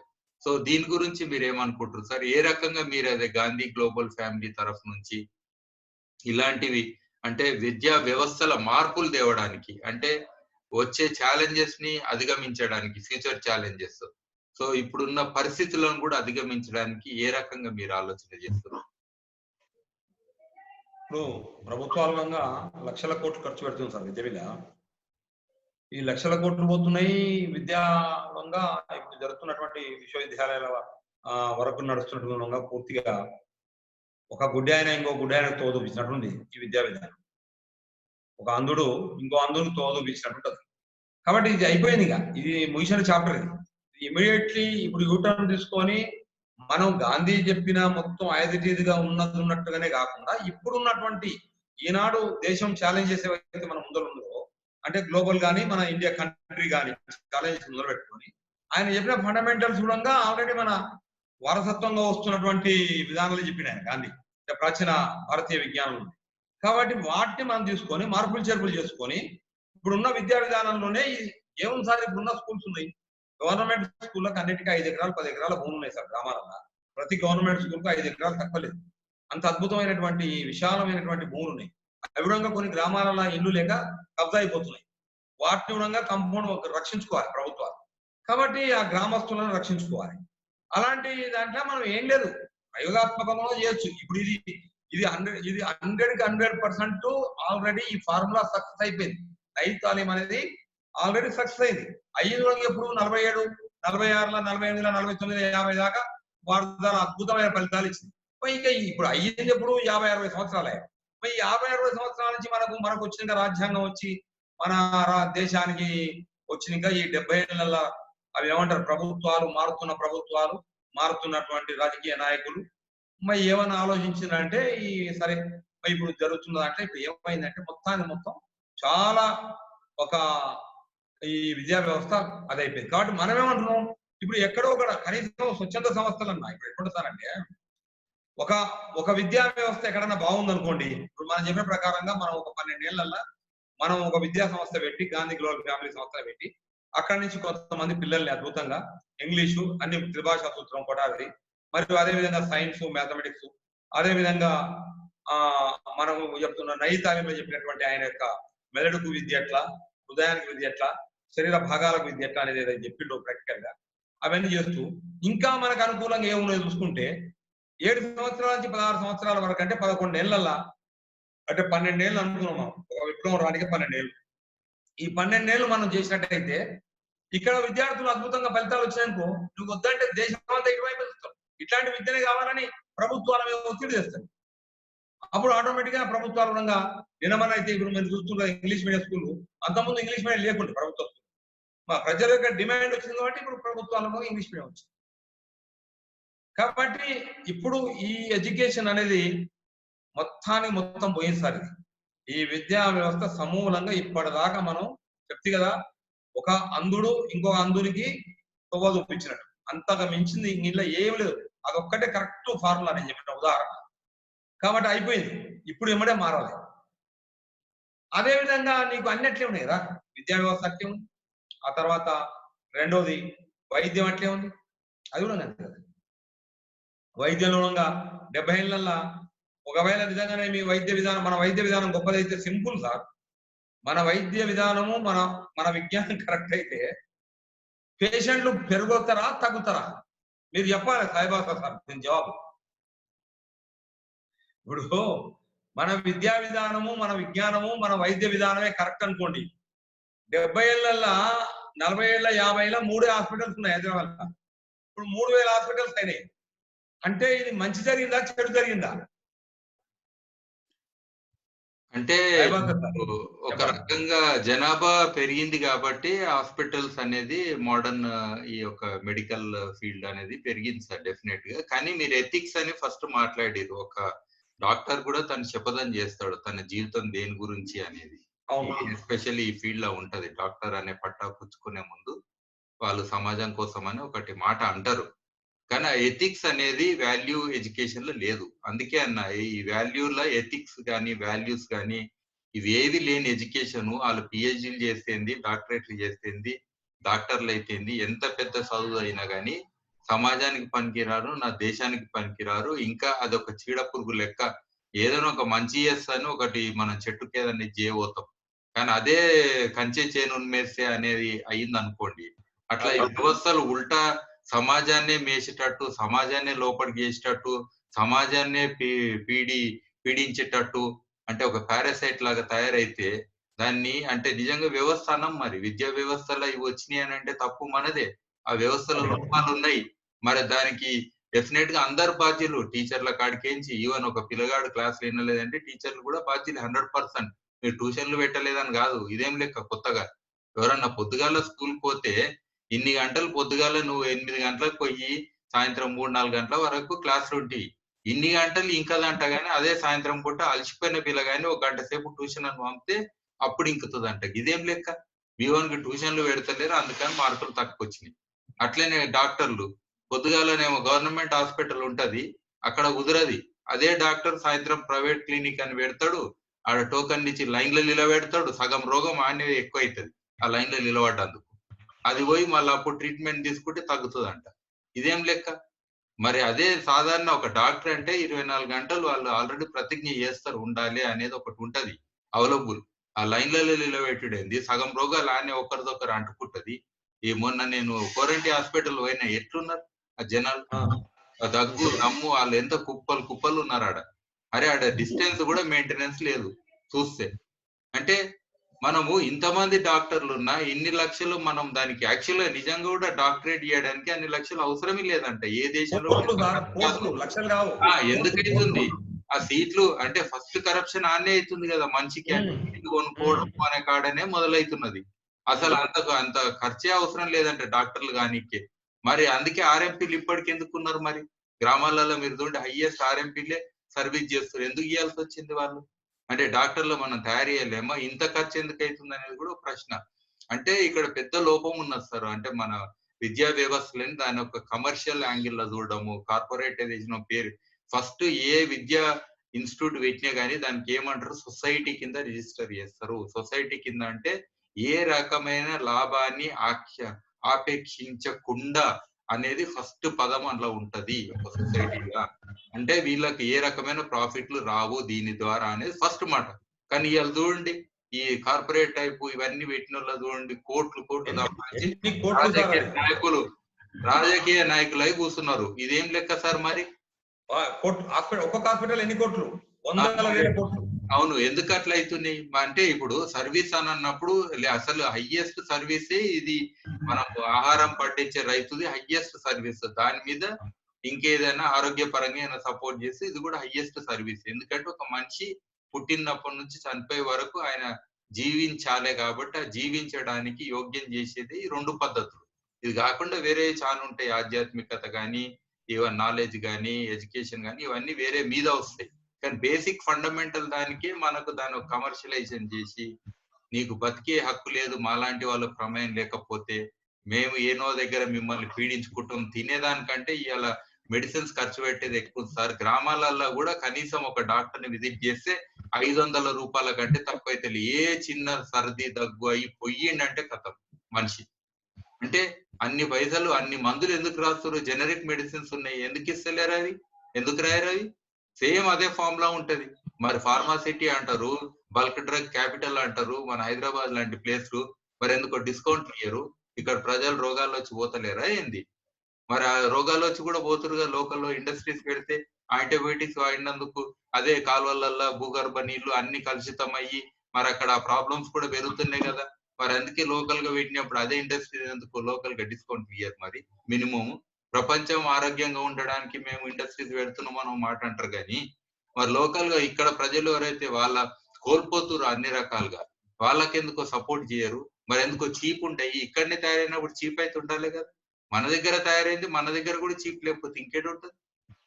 అది అంటే మినిమం ఎవరు బ్రోకర్లు అయితే లేరు కదా మధ్యన, దేశాల ఖండాలు అయితే దాటిస్తలేరు కదా. మరి అదే ఎంఆర్పి అని చెప్పి ఎందుకు అమ్ముతున్నారు అంతగానం? అంటే ఒక రకంగా ఏంటంటే ఈ దోచుకునే అటిట్యూడ్ తోటి అయితే ఇవన్నీ స్టార్ట్ అవుతున్నాయి వ్యవస్థలు. మీరు చూడండి ఇదే డాక్టర్లు కానీ, ఇదే ఆర్ఎంపీలు కానీ, మన ఇది మెడికల్ ప్రాక్టీస్ మధ్యాహ్నం ఉంటారు కదా సార్, ఇది ఎవరైతే వాళ్ళకి ఫార్మా కంపెనీ వాళ్ళకు ఏజెంట్లు ఉంటారు డాక్టర్లు. వాళ్ళు పంపుడు. మొన్న నరేంద్ర మోడీ గారు కూడా అన్నారు, మీరు ఏదో హోటళ్లలో కూర్చోబెట్టి వాళ్ళకి సండే పార్టీలు ఇచ్చుడు లేదా ఫారెన్ ట్రిప్పులు పంపుడు ఇవన్నీ బంద్ చేసుకోండి, ఇది పద్ధతి కాదని చెప్పారు. ఎందుకంటే క్లియర్ గా చెప్పారు, అందరికి తెలుసు సండే వస్తే కాంకతం వీళ్ళ పని అంతా ఒక దగ్గర జమ కాలే. మనకు రాసే ఒక మందు, వీళ్ళు రాసుకునేది ఇంకో మందు. ఆ రాసుకొని వాళ్ళు అది ఎంజాయ్ చేసేనాక ఇంకో మందు ఉంటది వాళ్ళకి. అంటే ఇవన్నీ ఎందుకు చెప్పండి? ఎందుకు వచ్చినాయి ఇవన్నీ? ఇంతనా? అంటే ఏ మెడికల్ షాప్ అయినా అడగండి, నేను డాక్టర్ కింద కమిషన్ ఇవ్వాలా, దొరికితే ఆనే దొరుకుతుంది, ఇంకేడ దొరకదు ఆ మందు. అదేందో ఇంత ఘోరమా? అంటే మనం ఇవాళ ఏందో డాక్టర్లను అందరూ మొక్కుతుంటే మనం మధ్యలో వచ్చి డాక్టర్లది గాలి దీనికని కాదు ఇవాళ మాట్లాడడం. ఇది రోజు అవుతున్న తతంగమే. ఇంకేమనంటే ఈ రోజు ఆ డాక్టర్లకు, ప్రైవేట్ డాక్టర్లకు దూరం ఉన్నందుకు ఉన్న ఆరోగ్యం కొంచెం మంచినే ఉన్నది ఓవరాల్ గా మనుషులది. అదేందో వెరైటీగా ఎక్కువ రోగాలు లేదంట, ఎక్కువ ప్రాబ్లం లేదంట, ఓన్లీ డాక్టర్లే ఖాళీగా ఉన్నారు కానీ పేషెంట్లు మాత్రం హ్యాపీగా ఉన్నారంట. అదేందో ఆల్ బిజీగా అయితే పూరంతా పేషెంట్లు అయినట్టు ఉన్నది ఇప్పుడు ఉల్టా. ఒక ప్రశ్న సాయిబాబా సార్, ఒక ప్రశ్న మీకు. ఇప్పుడు భారతదేశం కన్నా వైశాల్యంలో 8 రెట్లు ఎక్కువ ఉంది అమెరికా. వైశాల్యం భూభాగంలో 8 రెట్లు 9 రెట్లు కరెక్ట్ గా తెలియదు నాకు. కరెక్ట్ అయితే అంతవరకు పైన ఉంటుంది. అంటే భారతదేశ భూమి యొక్క వైశాల్యం కన్నా ఒక 7-8 రేట్లు ఎక్కువ ఉంది. మరి నువ్వు ఫార్మా కంపెనీలు నువ్వెందుకు పెట్టుకోలేవు? భారతదేశంకి వెళ్ళి నీకెందుకు హైడ్రోక్లోరైన్ క్లోరోక్యూన్ టాబ్లెట్ కావాలి నీకు? అంటే ఇది మున్సిపాలిటీ భారతదేశం అంటే ఈడ వ్యవసాయానికే భూమి లేదు. ఓ పక్క రియల్ ఎస్టేట్ వాడు, ఓ పక్క నీ ఫార్మా కంపెనీలు, మేము మళ్ళా చీఫ్లు అయ్యాలి భూములు. అంటే మీరు పెట్టే కంపెనీల వల్ల వస్తున్న పొల్యూషన్ భూమి పాయిజన్ అయిపోయింది, తర్వాత ఎయిర్ పాయిజన్ అయిపోయింది, వాటర్. ఎందుకు సార్ ప్రత్యక్ష సాక్ష్యం LB Nagar series company LB Nagar Chaitanyapuri తెలుసుకున్నారు దాకా నువ్వు బోర్ల కొట్టు, ఆ నీళ్లు తాగితే నెవులు చచ్చిపోతుంది, ఆ నీళ్లు తాగిన కుక్క చచ్చిపోతుంది, ఆ నీళ్లు మనిషి తాగితే మనిషి చచ్చిపోతాడు, చేయి మీద పడితే తోలు ఊసిపోతుంది, చర్మం ఊసిపోతుంది. అంటే అమెరికా కన్నా మనం తెలివైన వాళ్ళమా? అమెరికా దేశస్తుల కన్నా మనం ఎందుకు పెడుతున్నారు మనం ఫార్మా కంపెనీలు? ఏ అవసరం? ఇప్పుడు వేల ఎకరాల లక్ష అయితే నేనంట మన దేశానికన్నా వైశాల్యంలో 10 రెట్లు ఎక్కువ అనుకో అమెరికా. మళ్ళీ ఆయన ఎందుకు పెడతలేడు? మనకన్నా 10 రెట్లు ఎక్కువ కదా. భారతదేశానికి 800 భారతదేశం భూభాగం ఉంది, పెట్టవచ్చు కదా. ఎందుకు పెడతలేడు సార్ చెప్పండి? మీరు కూడా సైంటిస్ట్ చెప్పండి. ఇది యాక్చువల్ గా ఇలా చాలా ఫిలాసఫికల్ థింకింగ్, తర్వాత ఎకానమీ అనే ఒకటి ఇది ఉంటుంది సార్. జనరల్ ఏమనుకుంటారు అంటే దేశాలు అక్కడ ఉండే లా అని ఉంటది సార్, ప్రతి ఒక్కరికి పర్యావరణ లాస్ అని ఉంటాయి. పర్యావరణం మీద మనకు లాస్ ఉంటుంది, ప్రతి దేశానికి ఉంటది. ఎప్పుడైనా గుర్తు పెట్టుకోండి, ఒక వ్యక్తికి లాభం వస్తుంది అని అంటే లాజికల్ గా ఇప్పుడు హైయెస్ట్ ఇన్కమ్ ఎవరికి రాలే? రైతుకు రావాలి. ఎందుకంటే నిజంగా ఒక వస్తువుని తయారు చేసే వ్యక్తి రైతు. ఫర్ ఎగ్జాంపుల్ భూమి ఆధారంగా, ప్రకృతి వనరుల ఆధారంగా ఒక వస్తువుని తయారు చేస్తారు, కానీ లోయెస్ట్ ఇన్కమ్ వచ్చేది రైతు. కానీ మిగతా అందరికీ కూడా ఎందుకు లాభాలు వస్తాయనంటే వాళ్ళు పర్యావరణాన్ని ఏనో దగ్గర దాన్ని డిస్కౌంట్ చేస్తుంటారు అన్నట్టు. అంటే ఓ రకంగా దాన్ని నాశనం చేసుకుంటేనే వాళ్ళకి లాభాలు వస్తాయి. ఫర్ ఎగ్జాంపుల్ చైనాలో ఒక ప్రోడక్ట్ మనకు చీప్ గా వచ్చింది, దాని అర్థము ఇక్కడ చేయలేక కాదు, నిజంగా కూడా అక్కడ పర్యావరణ పరంగా వాళ్ళు అవన్నీ పక్కన పెట్టేసి ఆ ప్రోడక్ట్ అనేది తయారు చేసి ప్రపంచంలో మా ఎకానమీ ముందుండాలి ఏమన్నా కానీ అని చెప్పి అది అమ్మడం అనే ఒక అటిట్యూడ్ ఉంటుంది బిజినెస్ లా. అంటే ఎవరు ఏమన్నా నాశనం కానీ నా ఇంట్లో అది ఖరాబ్ కాకుంటే చాలు, ఎక్కడ ఏమన్నా నాశనం చేసి నాకు తెచ్చిస్తే చాలు అని అనుకునే అటిట్యూడ్ ఉందో ఇది చాలా డేంజర్. ఈ అటిట్యూడ్ లోనే బిజినెస్ ఇదే కాదు, మొన్నటిదాకా చెత్త కూడా ఫిలిప్పీన్స్ అనండి, ఇండోనేషియా అనండి, ఇట్లా కొన్ని దేశాలకు ఉల్టా రీసైకిల్ కి చెత్త కూడా పంపడం అయింది. వాళ్ళు మళ్ళీ ఫైనల్ గా నిన్న మొన్న రియలైజ్ అయ్యి మా దేశాలకు మీరు పంపడం ఏంటి చెత్త, మీ చెత్త మీరే తీసుకోండి, టేక్ ఇట్ బ్యాక్ అని చెప్పి మళ్ళీ ఆ దేశాలు ఉల్టా పంపినాయి. ఆస్ట్రేలియా గానీ, కెనడా గానీ ఇట్లా. అంటే అది ఏంటంటే ప్రపంచంలో ఒకటి గుర్తుపెట్టుకోండి సార్, ఇది ప్రాబ్లము ఏమైతుందనంటే ప్రపంచాన్ని ఒక తల్లి, ఇది భూమాత అనేది ఒక సింగిల్ తల్లి. ఈ తల్లి మీద అందరికి ప్రేమ సమానంగా ఉన్నప్పుడు ఎక్కడ ఏది కాదు. ఎందుకంటే ఒకటే తల్లిని ఒక దగ్గర గిచ్చి, ఒక దగ్గర గిల్లి, ఒక దగ్గర రక్తం వచ్చేటట్టు పోసి, ఇంకో దగ్గర నువ్వు ఇది నా భాగం కాబట్టి మంచిగా ఉంటదని నీకే కుదరదు కదా. ఇప్పుడు నా దేశం నీట్గా ఉండాలి, నా దేశం క్లీన్గా ఉండాలి, నా దేశం నీళ్లు మంచిగా ఉండాలి, నడవది. ఇయర్ రేపు ఏంటంటే ప్రపంచం మొత్తం కనెక్ట్ అయి ఉన్నది. ఎక్కడ ఏ చిన్నది నెగిటివ్ చేసినా అది ప్రపంచం మొత్తం ఇంపాక్ట్ అవుతుంది. క్లైమేట్ చేంజ్ అనేది మీరు చూడండి ఎంత క్లియర్ గా ఉన్నదో. అట్లనే పాపం ఏడ చేసినా పాపం అందరికి సరిసమానం పంపకం అవుతుంది అనేది ఒక కొత్త రూల్ వచ్చింది ఇప్పుడు. ఇంతకు ముందు ఇవాళ నువ్వు పాపం చేస్తే నీ పిల్లలకు తగులుతుంది ఇలాంటి కథలు మాట్లాడుతుంది. ఇవాళ అదంతా ఏం లేదు. ఈ రోజే కర్మ అంటాం, ఇన్స్టెంట్ కర్మ అని ఒక పదం ఉన్నది. వెంటనే అవుతుంది ఆ రియాక్షన్ అనేది. ఇవాళ నువ్వు ఏమన్నా తప్పు చేయి వెంటనే నీకు అది తగులుతుంది. ఇప్పుడు చూడండి, మేము సేఫ్ అని అనుకుర్రు అమెరికా, పొల్యూషన్ పరంగా కూడా అలాంటి ఇండస్ట్రీస్ లేవనుకుర్రు కదా. మరి ఇండియా కంటే కూడా ఎక్కువ సఫరింగ్ ఆడ ఉంది కదా. మేబీ ఇండియాలో ఈ పొల్యూషన్ లో ఇలాంటి దాంట్లో ఉండి ఒక రెసిస్టెన్స్ వచ్చిందేమో ఉల్టా. ఆ జీవనానికి అలవాటు పడి మన కాలంటే సెన్సిటివ్ అన్నట్టు. సెన్సిటివ్ అంటే నిజంగా కూడా అక్కడ పెరిగిన పిల్లల్ని మనం హైదరాబాద్ లో 2 రోజులు తిప్పినాం అనుకో, దగ్గు దమ్ము అన్ని వస్తాయి వాళ్ళకు. ఏది పొల్యూషన్ టైంలో వస్తాయి. మనకి చలికాలంలో అట్లా తీసుకొస్తారు కదా అడికించి అప్పుడప్పుడు పిల్లల్ని. అంటే ఇక్కడ ఉన్న అంటే వాతావరణం కానీ ఇవన్నీ కూడా వాళ్ళకు ఏదైతే ఉన్నదో వాళ్ళది మేము సేఫ్ చేసుకుంటున్నాం అన్నారు, కానీ ఇంపాక్ట్ కూడా అంత ఫాస్ట్ గానే అయ్యిందా. ఇన్స్టెంట్ కర్మ అనేది ఇప్పుడు మనం చూస్తున్నాము. అటిట్యూడ్ అనేది ఏ దేశానికి ఉండదు సార్. అందుకే ఐక్యరాజ్య సమితి ఏదైతే ఉన్నదో అది గట్టిగా లేనందుకు ఈ ప్రాబ్లమ్స్. ఫస్ట్ ఆల్ చూడాలి ఏ దేశంలో పొల్యూషన్ చేసినా యుఎన్ఎఫ్సిసిసి అని ఒకటి ఉన్నది, బయోడైవర్సిటీకి కూడా ఒక గ్రూప్ ఉన్నది, డెజర్టిఫికేషన్ కి ఒక గ్రూప్ ఉన్నది, అట్లా యుఎన్ లో ఎన్విరాన్మెంటల్ ప్రొటెక్షన్ యుఎన్ఈపి అని ఉన్నది. ఇట్లా అన్ని అనుబంధ సంస్థలు యునైటెడ్ నేషన్స్ అని చెప్పుకోనికి ఉన్నాయి, డబ్ల్యూహెచ్ఓ కూడా ఉన్నది. అన్ని ఫెయిల్ అయిపోతూ పోతున్నాయి ఒకటి తర్వాత ఒకటి. ఎందుకంటే అవి కూడా రన్ కావడానికి దేశాలు పైసలు ఇవ్వాలి. ఎవరు ఎన్ని పైసలు ఇచ్చారు అనుకుంటా అందులో ఎంప్లాయీస్ కూడా రకరకాల దేశాల నుంచి పెట్టుకుంటారు. ఆ మనుషులే కాబట్టి వాళ్ళ దేశాలు వాళ్ళ మనుషులు అని చెప్పి ఆ యాంగిల్ లో పోయి వాళ్ళు నిజంగా కరెక్ట్ మాట్లాడకుండా ఈ రోజు ఆ వ్యవస్థ మొత్తము చాలా క్లిష్ట పరిస్థితులు ఉంది. రివైవ్ చేయాల్సిన అవసరం కూడా ఉన్నది మనకు నిజంగా కూడా. ఈ రోజు ఆల్రెడీ డబ్ల్యూహెచ్ఓని మన అమెరికా పక్కన పెట్టేసింది, మేము పైసలు ఇయ్యం పో అని కూడా డైరెక్ట్ ముఖం మీద చెప్పేసింది. హైయెస్ట్ పైసలు ఇచ్చేదే అమెరికా. కానీ అమెరికాకి అసలైన విషయం తెలియలేదు మరి. అంటే ఇది ఎంతవరకు ప్రబులుతున్నది, దీంతో మాకేం ఇంపాక్ట్ అవుతుంది, అలాంటి బేసిక్ ఇన్ఫర్మేషన్ కూడా డబ్ల్యూహెచ్ఓ ఇచ్చి వాటికి అంటే మినిమం అలర్ట్ అంటాం, మినిమం అలర్ట్ చేయడం. రాకముందు చెప్పడం చాలా గొప్ప విషయం, వచ్చినాక అలర్ట్ చేయడం ఎట్లా అలారం కూడా చెప్పలేదు. కనీసం అడవిల జంతువులన్నా అలారం ఇస్తాయి సార్. ఒక పులి వస్తుంటే పని లేకుండా పిట్ట మీదనే ఉంటది, దానికి ఏం కాదు. అయినా కానీ కొన్ని జంతువులకు అలారం ఇస్తుంది, చెప్తది, అది అరిచి చెప్తారు వస్తున్నది. నేచర్ లోనన్నా కొంచెం అలార్మింగ్ ఉంటది. మరి వీళ్ళు ఇంత కమ్యూనికేషన్, ఇంత సిస్టమ్స్, ఇంత మనుషులు పెట్టుకొని రోజు ఫ్లైట్లలో అటు ఇటు తిరుగుకుంటా మరి ఆ మాత్రం దేశాలకు అలర్ట్ ఎందుకు ఇవ్వలేదు? అంటే ఆ మాత్రం కూడా వ్యవస్థ లేదా? ఇది ఏంటంటే తాపకిందు నేరు లెక్క మొత్తం విషతుల్యం అవుతుంటే ప్రపంచము కళ్ళు మూసుకుంటుంది సార్. ఇప్పుడు మన అగ్రికల్చర్ అనండి, ఇది కూడా అట్లనే అవుతుంది, కంటిన్యూగా ఇంకా పెరుగుతున్నది అన్ని.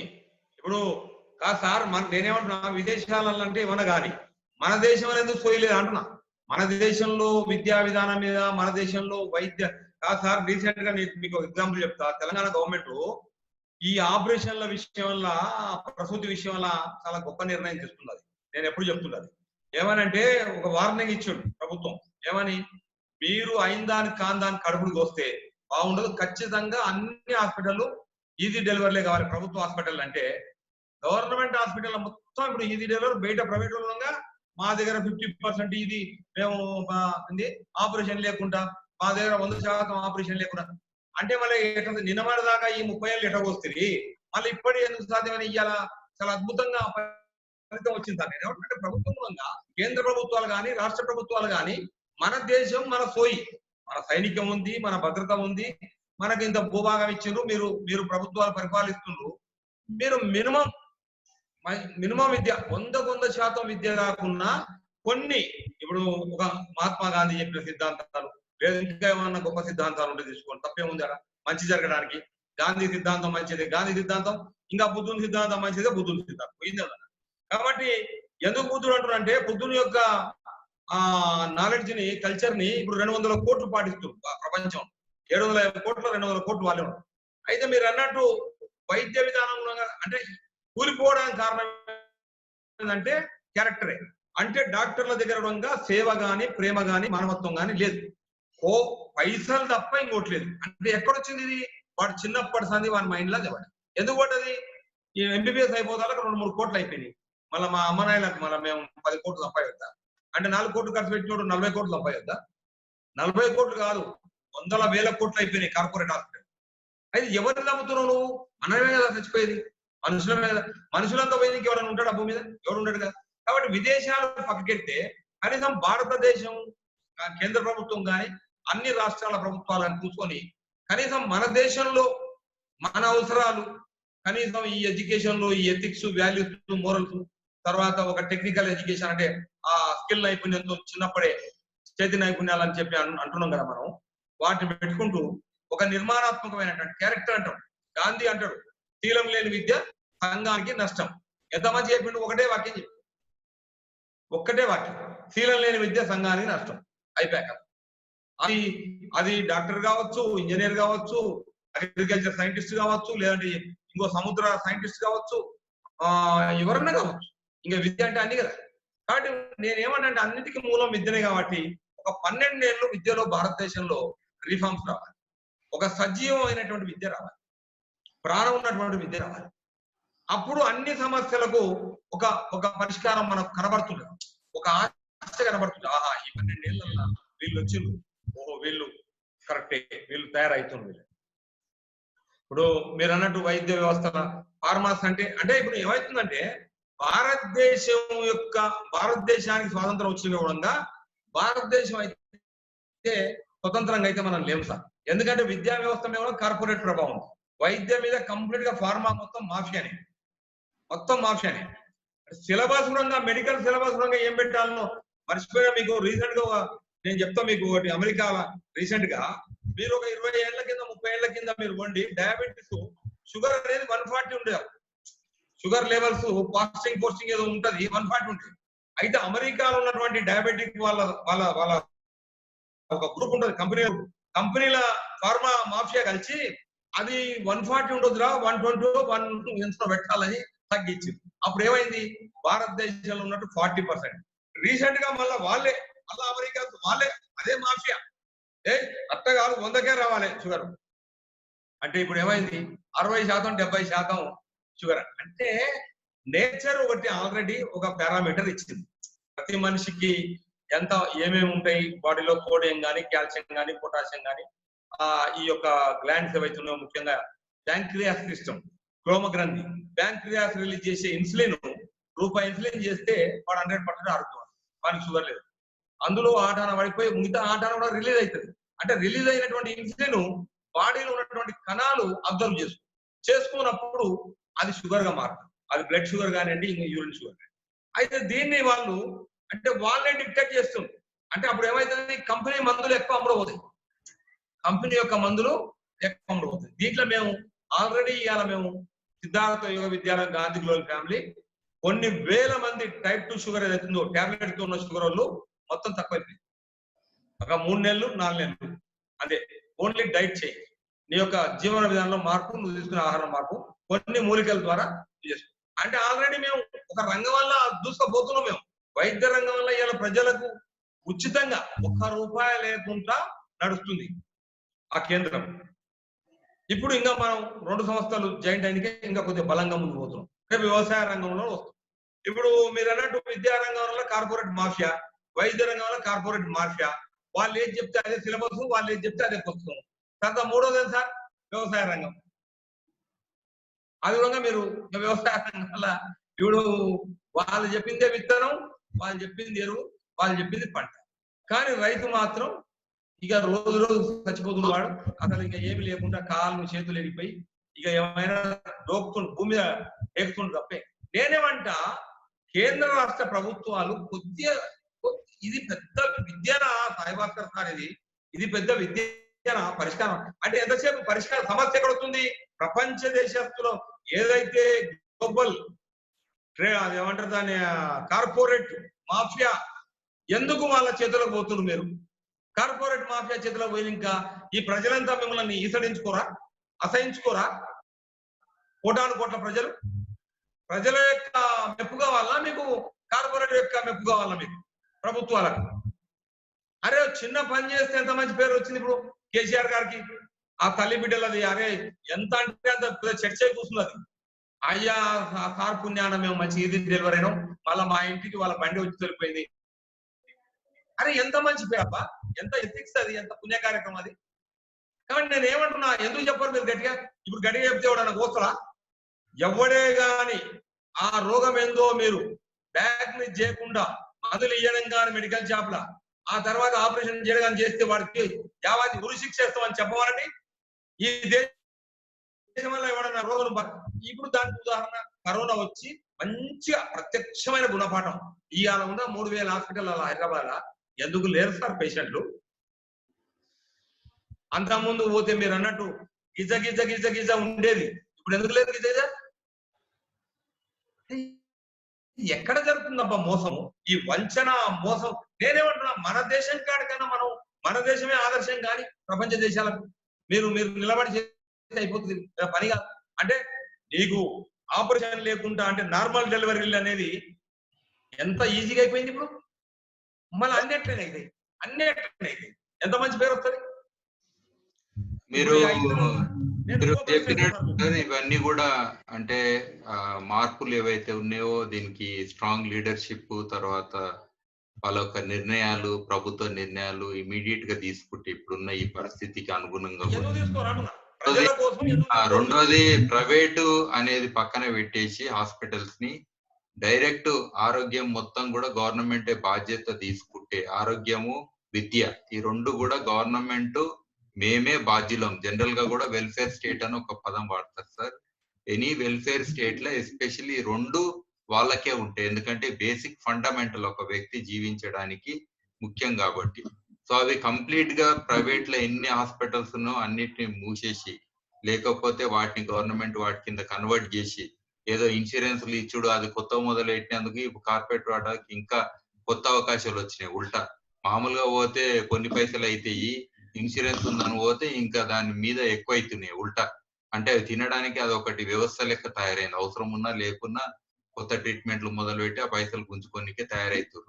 ఇవన్నీ పక్కన పెట్టి ఎథికల్ గా పోతే, నేను చాలా మందికి ఎన్నోసార్లు చెప్పిన, నేను మా ఫ్యామిలీలో కూడా ఇదైతే ఏదో ఒక ప్రాబ్లం అయితే మేజర్ ప్రాబ్లం అయిన వాళ్ళకి కూడా నేను ఆ ఉస్మానియా హాస్పిటల్ తీసుకెళ్ళిన సార్. నిజంగా అక్కడ డాక్టర్లు ఫస్ట్ మాట ఏమన్నంటే అవసరం ఉన్న వరకే ట్రీట్మెంట్ చేస్తారు, ఎందుకంటే ఇక్కడ అవసరం లేనప్పుడు ఉంచుకునే వాళ్ళకు ఏ ఛాన్స్ కూడా లేదు. వాళ్ళకి ఎందుకు ఉంచుకుంటారు పని లేక? అదే ప్రైవేట్ హాస్పిటల్ అంటే ఉంచుకుంటారేమో వాళ్ళకి లాభం అని. కానీ ఇక్కడ ఒక్క రోజు కూడా ఒక క్షణం కూడా ఉంచుకోరు. ఎంత ట్రీట్మెంట్ చేయాలో అంత ట్రీట్మెంట్ చేస్తారు, మళ్ళీ ఇంటికి పంపిస్తారు అనేది నేను పర్ఫెక్ట్ చెప్పిన. అట్లా చాలా మందిని ఎంకరేజ్ కూడా చేసిన, వాళ్ళు పోయిర్రు. వాళ్ళకు కూడా అంటే ఆరోగ్యం కూడా మంచిగా అయింది, బయటికి తొందరగానే వచ్చిర్రు. అంటే ఆ గవర్నమెంట్ వ్యవస్థలు అవుతుందో కొంచెం క్లీన్లీనెస్ లేదు. కొన్ని వార్డ్ బాయ్స్ కానీ అక్కడ వాళ్ళు ఎవరైతే వాళ్ళని చూసుకోవాలన్నా చూసుకునే వాళ్ళు కూడా కరెక్ట్ ఉండరు కొంచెము. అవి కొన్ని అంటే చిన్న చిన్నవి కొన్ని ఇప్పుడు కరోనా వచ్చినందుకు ఆ శానిటేషన్ అనేది చాలా పెరిగి ఉంటది ఆటోమేటిక్ గా.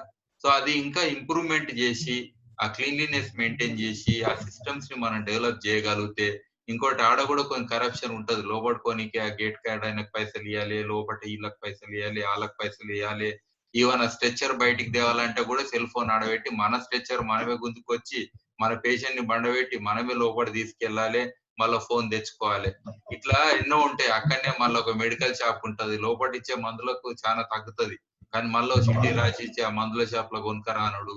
ఇవన్నీ బంద్ చేసుకొని గవర్నమెంట్ లో ఉన్న సిస్టమ్స్ ని నిజంగా ఇంప్రూవ్ చేస్తే అదైతే సార్. అట్లనే గవర్నమెంట్ ఇవన్నీ కూడా చెప్పండి. ప్రభుత్వ హాస్పిటల్లో ఇంకా ఫండింగ్ వస్తలేదంటే మరి ఎందుకు ఇస్తున్నాయి మీరు వేల కోట్లు వీళ్ళకు? ఎవరు కార్పొరేట్ హాస్పిటల్లకు వాళ్ళకి ఎందుకు కట్టుకుంటారు వేల కోట్ల రూపాయలు? వాళ్ళకెళ్ళి ఒక 10% ఇవ్వండి గవర్నమెంట్ హాస్పిటల్. నిన్న కాక మొన్న జరిగిన ఇంత మంచి రిఫార్మ్ అయింది మహిళలకు, ఎందుకు మిగతా ఎందుకు అదే హాస్పిటల్లకు మీరు 10% కేటాయించండి ప్రభుత్వం. మరి వీళ్ళకి ఎట్లా ఇస్తున్నారు? వీళ్ళు ఎవరు మన చుట్టాల? వీళ్ళంతా కార్పొరేట్ హాస్పిటల్ వీళ్ళంతా ఇలా వేల కోట్లు లక్షల కోట్లు పెట్టి మనుషులను కోసి కనీసం మానవత్వం లేకుండా, కనీసం దయాదాక్షిణ్యాలు లేకుండా మనం చేస్తున్న ట్రీట్మెంట్ నేనేమంటే వీళ్ళకి ఎందుకు ప్రభుత్వం ఎందుకు ఇస్తుంది అంటున్నా? వీళ్ళకి ఏదో రియంబర్స్ పేరు మీద దాని పేరు మీద అదే రియంబర్స్మెంట్ వాళ్ళకి ఇవ్వండి. ఆ హాస్పిటల్ అద్భుతంగా పనిచేస్తాయి కదా, గవర్నమెంట్ హాస్పిటల్ పనిచేస్తాయి కదా. సార్ ఇది central government state government 100% immediate గా నిర్ణయం తీసుకోవాలి. ఎందుకంటే ప్రతి డాక్టర్ కూడా గవర్నమెంట్ కూడా ఎన్నో రకాలుగా సబ్సిడీస్ ఇవ్వడం అయింది. అయితే ఇండియాలో కూడా మన దగ్గర పేషెంట్లు ఎక్కువ, నేర్చుకోవడం కూడా ఎక్కువ రకంగా. అంటే ప్రతి డాక్టర్ ఇక్కడ గట్టిగా తొందరగా ప్రావీణ్యం పొందుతాడు. ఈవెన్ విదేశాలకు వెళ్ళి కూడా మస్తు సంపాదిస్తారు డాక్టర్లు, ఇక్కడ ట్రైనింగ్ ఇక్కడ చదువుకున్న వాళ్ళు.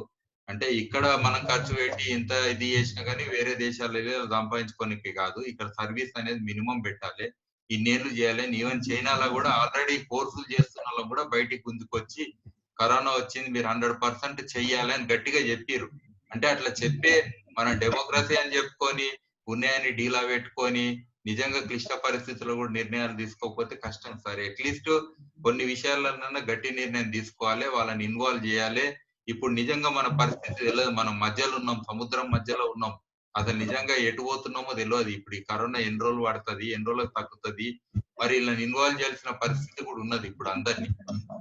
ఇప్పుడు సార్ ఒక ప్రశ్న, ఇప్పుడు ఫార్మా కంపెనీలకు కోటాను కోట్ల వేల కోట్ల లక్షల కోట్ల విలువైన భూములు ఇచ్చారు, 10% వాళ్ళని ఏమని గవర్నమెంట్ హాస్పిటల్ కావాలని ఎంత? అసలు తెలంగాణ రాష్ట్రంలో ప్రభుత్వ ఆసుపత్రులు ప్రపంచానికి ఆదర్శం అవుతాయి, దేశానికి అయితే నెంబర్ 1 అయిపోతుంది, ప్రపంచానికి ఆదర్శం అవుతాయి. ఒక 10% ఎవరు ఇవాళ ఎవరైతే ఫార్మా కంపెనీలు పెడతామని చెప్పి దరఖాస్తులు పెట్టుకొని సింగిల్ విండోల వేల ఎకరాలు లక్షల ఎకరాల భూములు తీసుకుంటుర్రో వాళ్ళు తీసుకున్న భూముల విలువ లక్షల కోట్లలో ఉన్నాయి మొత్తం ఓవరాల్ గా. అట్లాంటి భూములలో కంపెనీ పెట్టిన ప్రతి కంపెనీకి ఇచ్చిన భూమిలో 10% అమౌంట్ గవర్నమెంట్ హాస్పిటల్ కట్టమని ప్రభుత్వ మౌలిక వసతుల కోసం ఎంత మంచి టాయిలెట్లు వస్తాయి, ఎంత మంచి ల్యాబ్లు వస్తాయి, ఎంత మంచి టెక్నాలజీ వస్తాయి. డాక్టర్లు కూడా గవర్నమెంట్ వార్నింగ్ ఇస్తుంది, మీరు నిజంగా ఖచ్చితంగా మంచిగా చేయాలి, మీకు అంత వచ్చినాయి కాబట్టి మీరు చేయాలంటే. ఇప్పుడు ఎట్లయితే మన అక్క చెల్లెలకు యొక్క నార్మల్ డెలివరీ ఎంత విజయవంతం అయిందో ప్రతి విషయంలో అవుతుంది. ఎందుకు కాదు? అప్పుడు ఎంత గొప్ప ఉంటది ఈ రాష్ట్రం. ఇదే మోడల్ అవుతుంది దేశానికి. ఇది అసాధ్యమా? కంపెనీలు ఇవ్వడం అసాధ్యమా? సార్ ఇయ్యొచ్చు సార్, అది పెద్ద పని కాదు. వాళ్ళు ఇయ్యాలని రూల్ కూడా ఏం లేదు. ఒకటి ఏమైతుంది అంటే ఇక్కడ ఇది ఒక రకమైన నెక్సస్ తయారైతుంది. నేను ఆ రోజు పైసలు ఇచ్చిన కాబట్టి ఈ రోజు నాకు ఇంత వంచన కాడికి వస్తారు. కొంతమంది తెలిసి ఇస్తారు, కొంతమంది తెలియకుండా పైసలు ఇస్తారు. ఈ ఇచ్చుడు పుచ్చుకోవాలి అనేది వెరైటీగా ఉన్నది. ఇవన్నీ పక్కన పెట్టేసి నిజంగా మనకు అంటే ఫార్మా కంపెనీ అవసరమా అనేది ఫస్ట్ ప్రశ్న. ఆల్రెడీ ఉన్న ఫార్మా కంపెనీల ద్వారా మనకు న్యాయం ఏం జరిగింది, ఇక్కడ లోకల్ ప్రజలకు ఏం న్యాయం జరిగింది, ఇక్కడ ఉన్న పర్యావరణ పరంగా ఏం నష్టం జరిగింది, ఇవన్నీ కూడా అంచనా వేయాల్సి ఉన్నది. నిజంగా ఎకనామిక్ డెవలప్మెంట్ అన్నా నిజంగా ఎంతమందికి జాబ్లు వచ్చినాయి, లోకల్ వాళ్ళకి ఎంతమంది జాబ్లు వచ్చినాయి, అక్కడ అవన్నీ కూడా ఆలోచన చేయాల్సి ఉంటది. అనాలిసిస్ చేయాలి. ఎన్విరాన్మెంటల్ ఇంపాక్ట్ అసెస్మెంట్ అవన్నీ ఉంటాయి. ఇంకోటి సోషల్ ఇంపాక్ట్ అసెస్మెంట్ అనేది కూడా ఈఎస్ఐ అని కూడా అంటాం ఇవాళ రేపు. ఆ రెండు కూడా పక్కా చేసినప్పుడే మనకు క్లియర్ గా తెలుస్తాయి. అది అఫీషియల్ గా ఉండాలి. కానీ ఈ రోజు ఏమైందంటే ఎకనామిక్ ఇది రిసెషన్ ఇవన్నీ ఉన్నాయని, వ్యవస్థలు ఉన్నాయని రోజు ఇంత డీలా చేసుకుంటూ పోతురు. ఏ రకంగా ఇండస్ట్రీస్ వస్తేదాలు, ఇన్ని నౌకరీలు దొరికేదాలు, ఇంత టాక్సేషన్ వస్తేదాలు అని కొత్త పద్ధతులలో పోతురు. కానీ ఇది లాంగ్ టర్మ్ లో చూస్తే మనకు ఆల్రెడీ ఇప్పుడు మనము పుట్టనోనికి కూడా మనం అప్పులు రెడీగా చేసి పెట్టినాము. మరి పర్యావరణం ఏమిస్తున్నట్టు పుట్టనోనికి కూడా కనీసం భూమి ఇట్లుంటది, పర్యావరణం ఇట్లుంటది అనేది కూడా తెలుసుకోలేని పరిస్థితి ఉన్నది. నేను అంటున్నది క్వశ్చన్ ఏంటంటే, నేను దానం ఇవ్వట్లేదు ఫార్మా కంపెనీ వాళ్ళని. ప్రభుత్వమే వాళ్ళకి ఇచ్చే దాంట్లోకి వెళ్ళి అసలు పెట్టొద్దు ఫార్మా కంపెనీలు అవసరం లేదంటే అది ఆల్రెడీ గ్లోబలైజేషన్ ప్రపంచీకరణలో అగ్రరాజ్యాల యొక్క వాళ్ళు ఏది చెప్తే మనం అది చేస్తున్నాం అనేది మనం వాళ్ళకి తిరిగి చెప్పలేం కదా. మేము పెట్టమని చెప్పే పరిస్థితి లేదా భారతదేశం. కాబట్టి మనం ఇప్పుడు తెలంగాణలో ఒక ఫార్మా ఒక నగరమే అవుతుంది, 10,000 ఎకరాలు 12,000 ఎకరాలు. అది అవుతున్నప్పుడు నేనేమంటుంటే దానికి అది రూల్ ప్రకారమే చట్టబద్ధంగానే వాళ్ళకు వచ్చే దాంట్లోకి వెళ్ళి ఇవ్వండి. లేదు ప్రైవేట్ హాస్పిటల్ ఇవాళ 3,000 హాస్పిటల్ ఉన్నాయి, వాళ్ళు పెట్టిన రేట్లు వాళ్ళు ఇష్టం వచ్చిన రేట్లు పెడుతుండ్రు. గవర్నమెంట్ రేట్ పెట్టమనండి, ఇగో దీనికి ఇంత తీసుకోండి, దీనికి ఇంత తీసుకోండి, మీ ఇష్టం ఉంటే సేవ చేయండి బాబు, లేకపోతే మూసుకొని పోండి. అది పోయింది. ఇక ఇది పోతే సారిగా ఇది ఇట్లా జరిగింది కదా. వ్యవసాయం వల్ల ఇత్తనాల కంపెనీలు మీకు తెలుసు కదా. ఇంకా ఇత్తనాల కంపెనీలు అయితే ఇక మామూలుగా లేవు సార్. అవి ఒక్క ఇత్తనం మొలకెత్తదు. మీరు ఆల్రెడీ పేపర్లలో టీవీలలో చూస్తూనే ఉన్నాం, అవి మొలకెత్తదు, వాడు వస్తాడు. మరి అవి ఎందుకు బ్యాన్ చేయరు సార్? ఎందుకు బ్యాన్ చేయరు? ఇది ఏదైతే మొలకెత్తలేదో ఇప్పుడు రామా సీడ్స్ అంటే భీమా సీడ్స్ అని తెల్లారి వెళ్తుంది సార్ ఇంకో కవర్ లాగా. అంతే ఆడ పేర్లు బ్యాన్ అవుతున్నాయి కానీ కొత్త పేర్లు పుడుతున్నాయి. అట్లున్నది అది వ్యవస్థ, అదే ఉన్నది, వాళ్ళే ఉన్నారు. అది ఒక పెద్ద ఇది అన్నట్టు నెట్వర్క్. చేతులున్న విత్తనము గ్రామాలలో ఉన్న విత్తనాలన్నీ మాయమైనవి, జీవ వైవిధ్యం అంతా మాయమైంది. ఈ రోజు ఆ విత్తనాలన్నీ జెనెటిక్స్ అన్ని పట్టుకుపోయి వాళ్ళు మా విత్తనం అని చెప్పి దాన్ని మాడిఫై చేసి హైబ్రిడ్ సీడ్స్ అని చెప్పి అందులో రకరకాల కొత్త రకాల తరాలు తెచ్చి మన ఆరోగ్యపరంగా కూడా ఏమైతో తెలియదు అవన్నీ ప్రవేశపెట్టి ఒక పెద్ద వ్యవస్థ అయింది. మనం విడిగా అంటే వ్యవసాయం విషయంలో ఇంకా చాలా మాట్లాడేది ఉంటుంది, మనము అది విడిగా మాట్లాడదాం. ఐ థింక్ ఈ రోజు మనము డెఫినెట్ గా ఒకటి ఆరోగ్య పరంగా తర్వాత విద్యా వ్యవస్థ పరంగా ఈ రెండు విషయాల మీద చాలా డెప్త్ గా చర్చించినాం సార్ మనము గత 1 hour అండ్ అబో టైం తోటి మనం.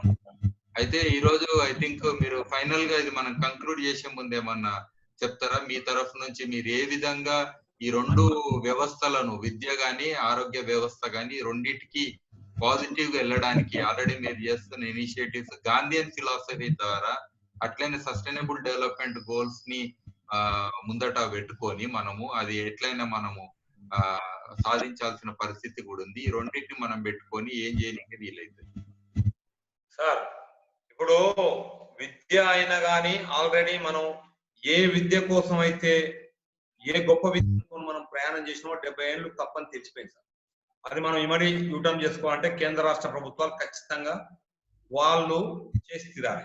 రెండోది వైద్య గుణంగా ఏ వైద్యం గొప్పదనుకుని మనం ప్రయాణం చేసినా 70 ఏళ్ళ మొత్తం అంటే కుప్ప కూలిపోయింది. అది ఆ ప్రయాణం తప్పని తెలిసింది, 70 మైళ్ళ దూరం తప్పని తెలిసింది. ఆ 70 మైళ్ళ ప్రయాణం నష్టపోయినాం కాబట్టి యూటర్న్ తీసుకోవాలి సార్.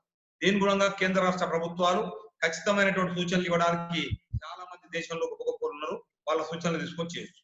మూడోది వ్యవసాయం, ఎంతో గొప్పగా ఉన్నటువంటి వ్యవసాయ విధానం, ఎంతో అది మొత్తం గుణంగా అది కంప్లీట్ గా రైతులు అంటే కొంత మొత్తం వ్యవసాయం చచ్చిపోయే పరిస్థితి సార్. ఈ 70 ఏళ్లలో మనం చేసి ఈ వ్యవసాయం గుణంగా 70 ఏళ్ల ప్రయాణం తప్పని తేలిపోయింది. యూటర్న్ తీసుకోవాలి. ఖచ్చితంగా రైతులలో ఉన్నటువంటి అనుభవజ్ఞుల సలహాలు ఎవరు శాస్త్రవేత్తలు ఎందుకు సార్, శాస్త్రవేత్తల అవసరం లేదు, సోకాడు మేధావులు అవసరం లేదు, ఒక రాజముద్రలు వేసుకున్నటువంటి పెద్ద మేధావులు అవసరం లేదు. మంచి అనుభవం ఉన్న రైతులు పిలిస్తే అలా చెప్తారు, ఎట్లా చేయాలి, వాళ్ళకి ఏం కావాలో చెప్తారు, అది చేస్తే అద్భుతమైన వ్యవసాయం. ఆ విధంగా పరిశ్రమలు అంతే ఏ పరిశ్రమలైనా సరే ఇప్పుడున్న పరిశ్రమలు మొత్తం నాశనం అయిపోయింది. ఈ పరిశ్రమల భూమి కలుషితం అయిపోయింది, ఆకాశం వాయువు కలుషితం అయిపోయింది, మనుషులు మొత్తం పొల్యూటెడ్ అయిపోయి రోగాల బారిన పడ్డారు. కాబట్టి మొత్తం విద్య, వైద్యము, వ్యవసాయము, పరిశ్రమలు, పర్యావరణం, తర్వాత కుటుంబ వ్యవస్థ, 6 విభాగాలు మొత్తం కుప్పగూలే సార్. కాబట్టి ఇది తప్పని తేలిపోయింది. 70 ఏళ్ళు ఇంకా ఇట్లే ప్రయాణం చేస్తే మొత్తం చచ్చిపోతాం, ఈ దేశమే ఉండదు. కాబట్టి ఇప్పుడు తెలిసింది కాబట్టి తెలిసినటువంటి దానికి ఇంట్లో ఏవో అవసరం లేవు. విద్యారంగంలో మహామహులు ఉన్నారు, ఉపాధ్యాయులు, ఉత్తమ ఉపాధ్యాయులు ఉన్నారు, అనుభవం ఉన్న ఉపాధ్యాయులు ఉన్నారు. అదే విధంగా వైద్య విధానంలో మహామహులు ఉన్నారు. అదే విధంగా వ్యవసాయ రంగంలో మహామహులు ఉన్నారు. 70 ఏళ్ల సంది వ్యవసాయం చేస్తున్నారు, 60 ఏళ్ల సంది వ్యవసాయం చేస్తున్నారు. అదే విధంగా పరిశ్రమ రంగంలో గొప్ప గొప్ప పరిశ్రమలు పెట్టిన వాళ్ళు, అంటే పర్యావరణానికి నష్టం లేనటువంటి వాళ్ళు ఉన్నారు. కాబట్టి ఈ దేశంలో మీరు అన్నారు ఇంటెలిజెన్స్ పొదవలేదు, ఈ దేశంలో మేధాశక్తి పొదవలేదు.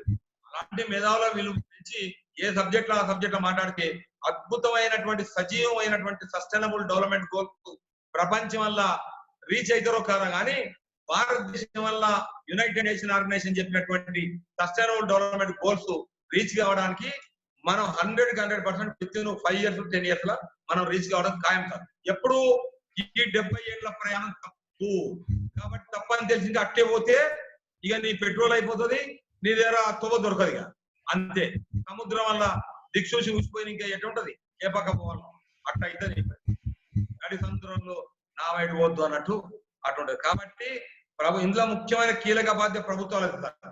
కాబట్టి భారత కేంద్ర ప్రభుత్వాలు, రాష్ట్ర ప్రభుత్వాలు, 30 రాష్ట్రాలు ఉన్నాయి. 30 రాష్ట్రాల ప్రభుత్వాల మేధావులు ఉన్నారు, మంచి మంచి వాళ్ళు ఉన్నారు. అరే ఎవరమే భారతదేశం అనే ఒక పడవ ఓ దగ్గర బొక్కబడ్డదంటే ఆడబడ్డది జమ్మూ కాశ్మీర్ లో బొక్కబడితే నాకేంటంటే అరే బాబు జమ్మూ కాశ్మీర్ లో బొక్కబడ్డా నువ్వు మునిగిపోతావు, కన్యాకుమారిలో బొక్కబడ్డా నువ్వు మునిగిపోతావు. ఇక ఎవరు మిగిలిన వాళ్ళ అతిథులు అనుకుంటున్నారు కొంతమంది రాష్ట్ర ప్రభుత్వాలు కానీ కేంద్ర మేము అతిథులు అనుకుంటున్నాం. ఇక్కడి నుంచి లేచిపోయి చంద్రమండలంలో ఉన్నాడు, ఎవడు చంద్రమండలంలో ఉన్నాడు. ఒక కరోనా పోతే 1000 కరోనాలు వస్తాయి. కాబట్టి ఇమ్మీడియట్లీ దీని మీద చర్చ జరగాలి. ఇది నేను చెప్పిందే కరెక్ట్ అని అంటలేదు, కాకపోతే చర్చ జరగాలి. నాకు అనిపిస్తుంది ఏది కరెక్ట్ అంటే ఉన్నారు కదా చెప్తున్నా, విద్యారంగంలో మహామహులు ఉన్నారు, వైద్య రంగంలో మహామహులు ఉన్నారు, వ్యవసాయ రంగంలో మహామహులు ఉన్నారు. అలాంటి పిలవండి, పిలిచి కూర్చోబెట్టండి, వాళ్ళతో తీసుకోండి ఒపీనియన్. ఒక పబ్లిక్ డిబేట్ పెట్టండి మొత్తం దేశవ్యాప్తంగా, తప్పే ఉంది రాష్ట్ర వ్యాప్తంగా. ఒకవేళ ఇక్కడ చేయాలనుకుంటే ఇక్కడ రాష్ట్ర వ్యాప్తంగా. ఎంత మంచి మాట చెప్పారు సార్. మీరు అన్నట్టు అదే విధంగా మనము అంటే ఈ చర్చ కూడా ఇది ఆగొద్దు, ఇంకా చాలా మందిని కన్సల్టేషన్ చేసి మనం దీన్ని ఆలోచన చేయాల్సిన అవసరం ఉంది.